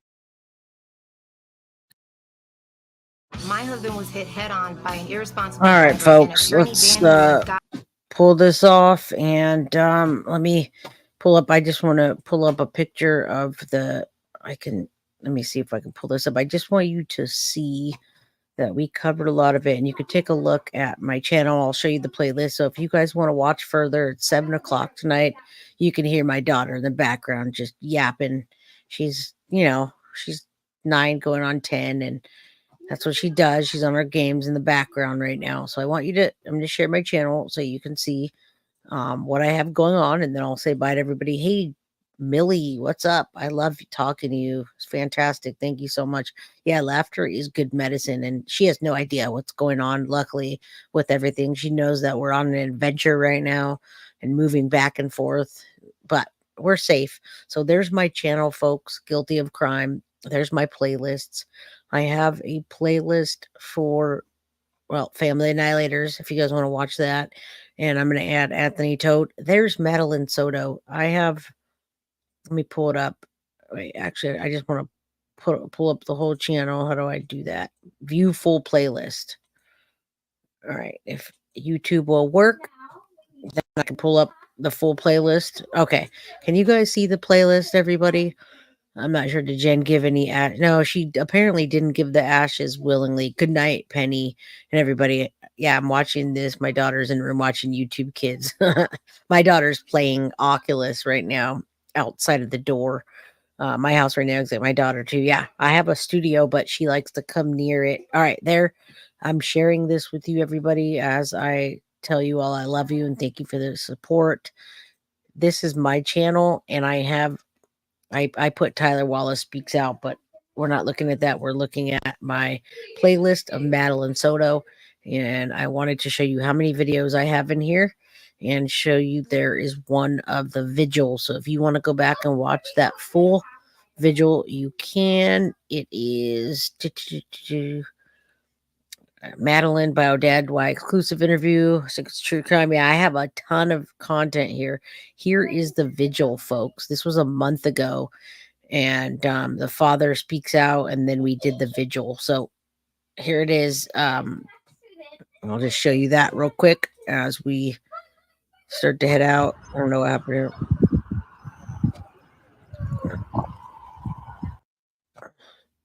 I actually, oh, what happened there?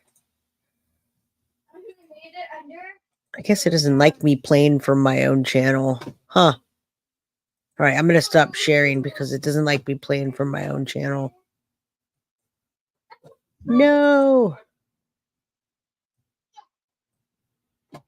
All right.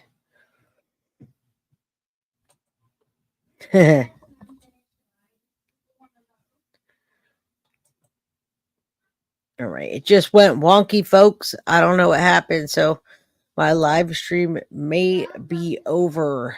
All right.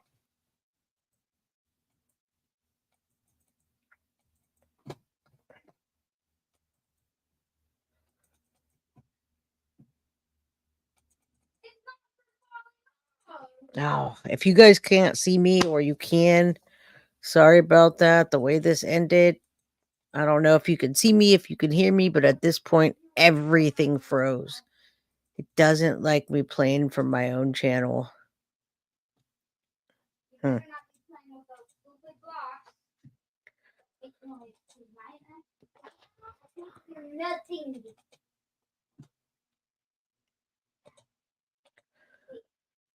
All right. StreamYard. Yeah. I know. I'm still live, and I don't know why it's not letting me go on StreamYard, folks. It just completely kicked me out. So I don't know what happened there. I'm right here, but it's just not letting me. So I wanted to say bye to everybody, but it's just not letting me go back on, folks. That's too bad. I guess I could say goodnight to every single one of you. If you're watching right now, if I could log back on the StreamYard, I could say a proper good night. I'm sorry about that. Let me enter the studio. There may be two of me. Yeah, I don't know what's happening. I'm sorry about that. It doesn't like me to share my own channel, apparently. Yeah, it's not going to let me access anything. So I'm probably going to have to say, oh, all right. Let's refresh this. I still have 365 people.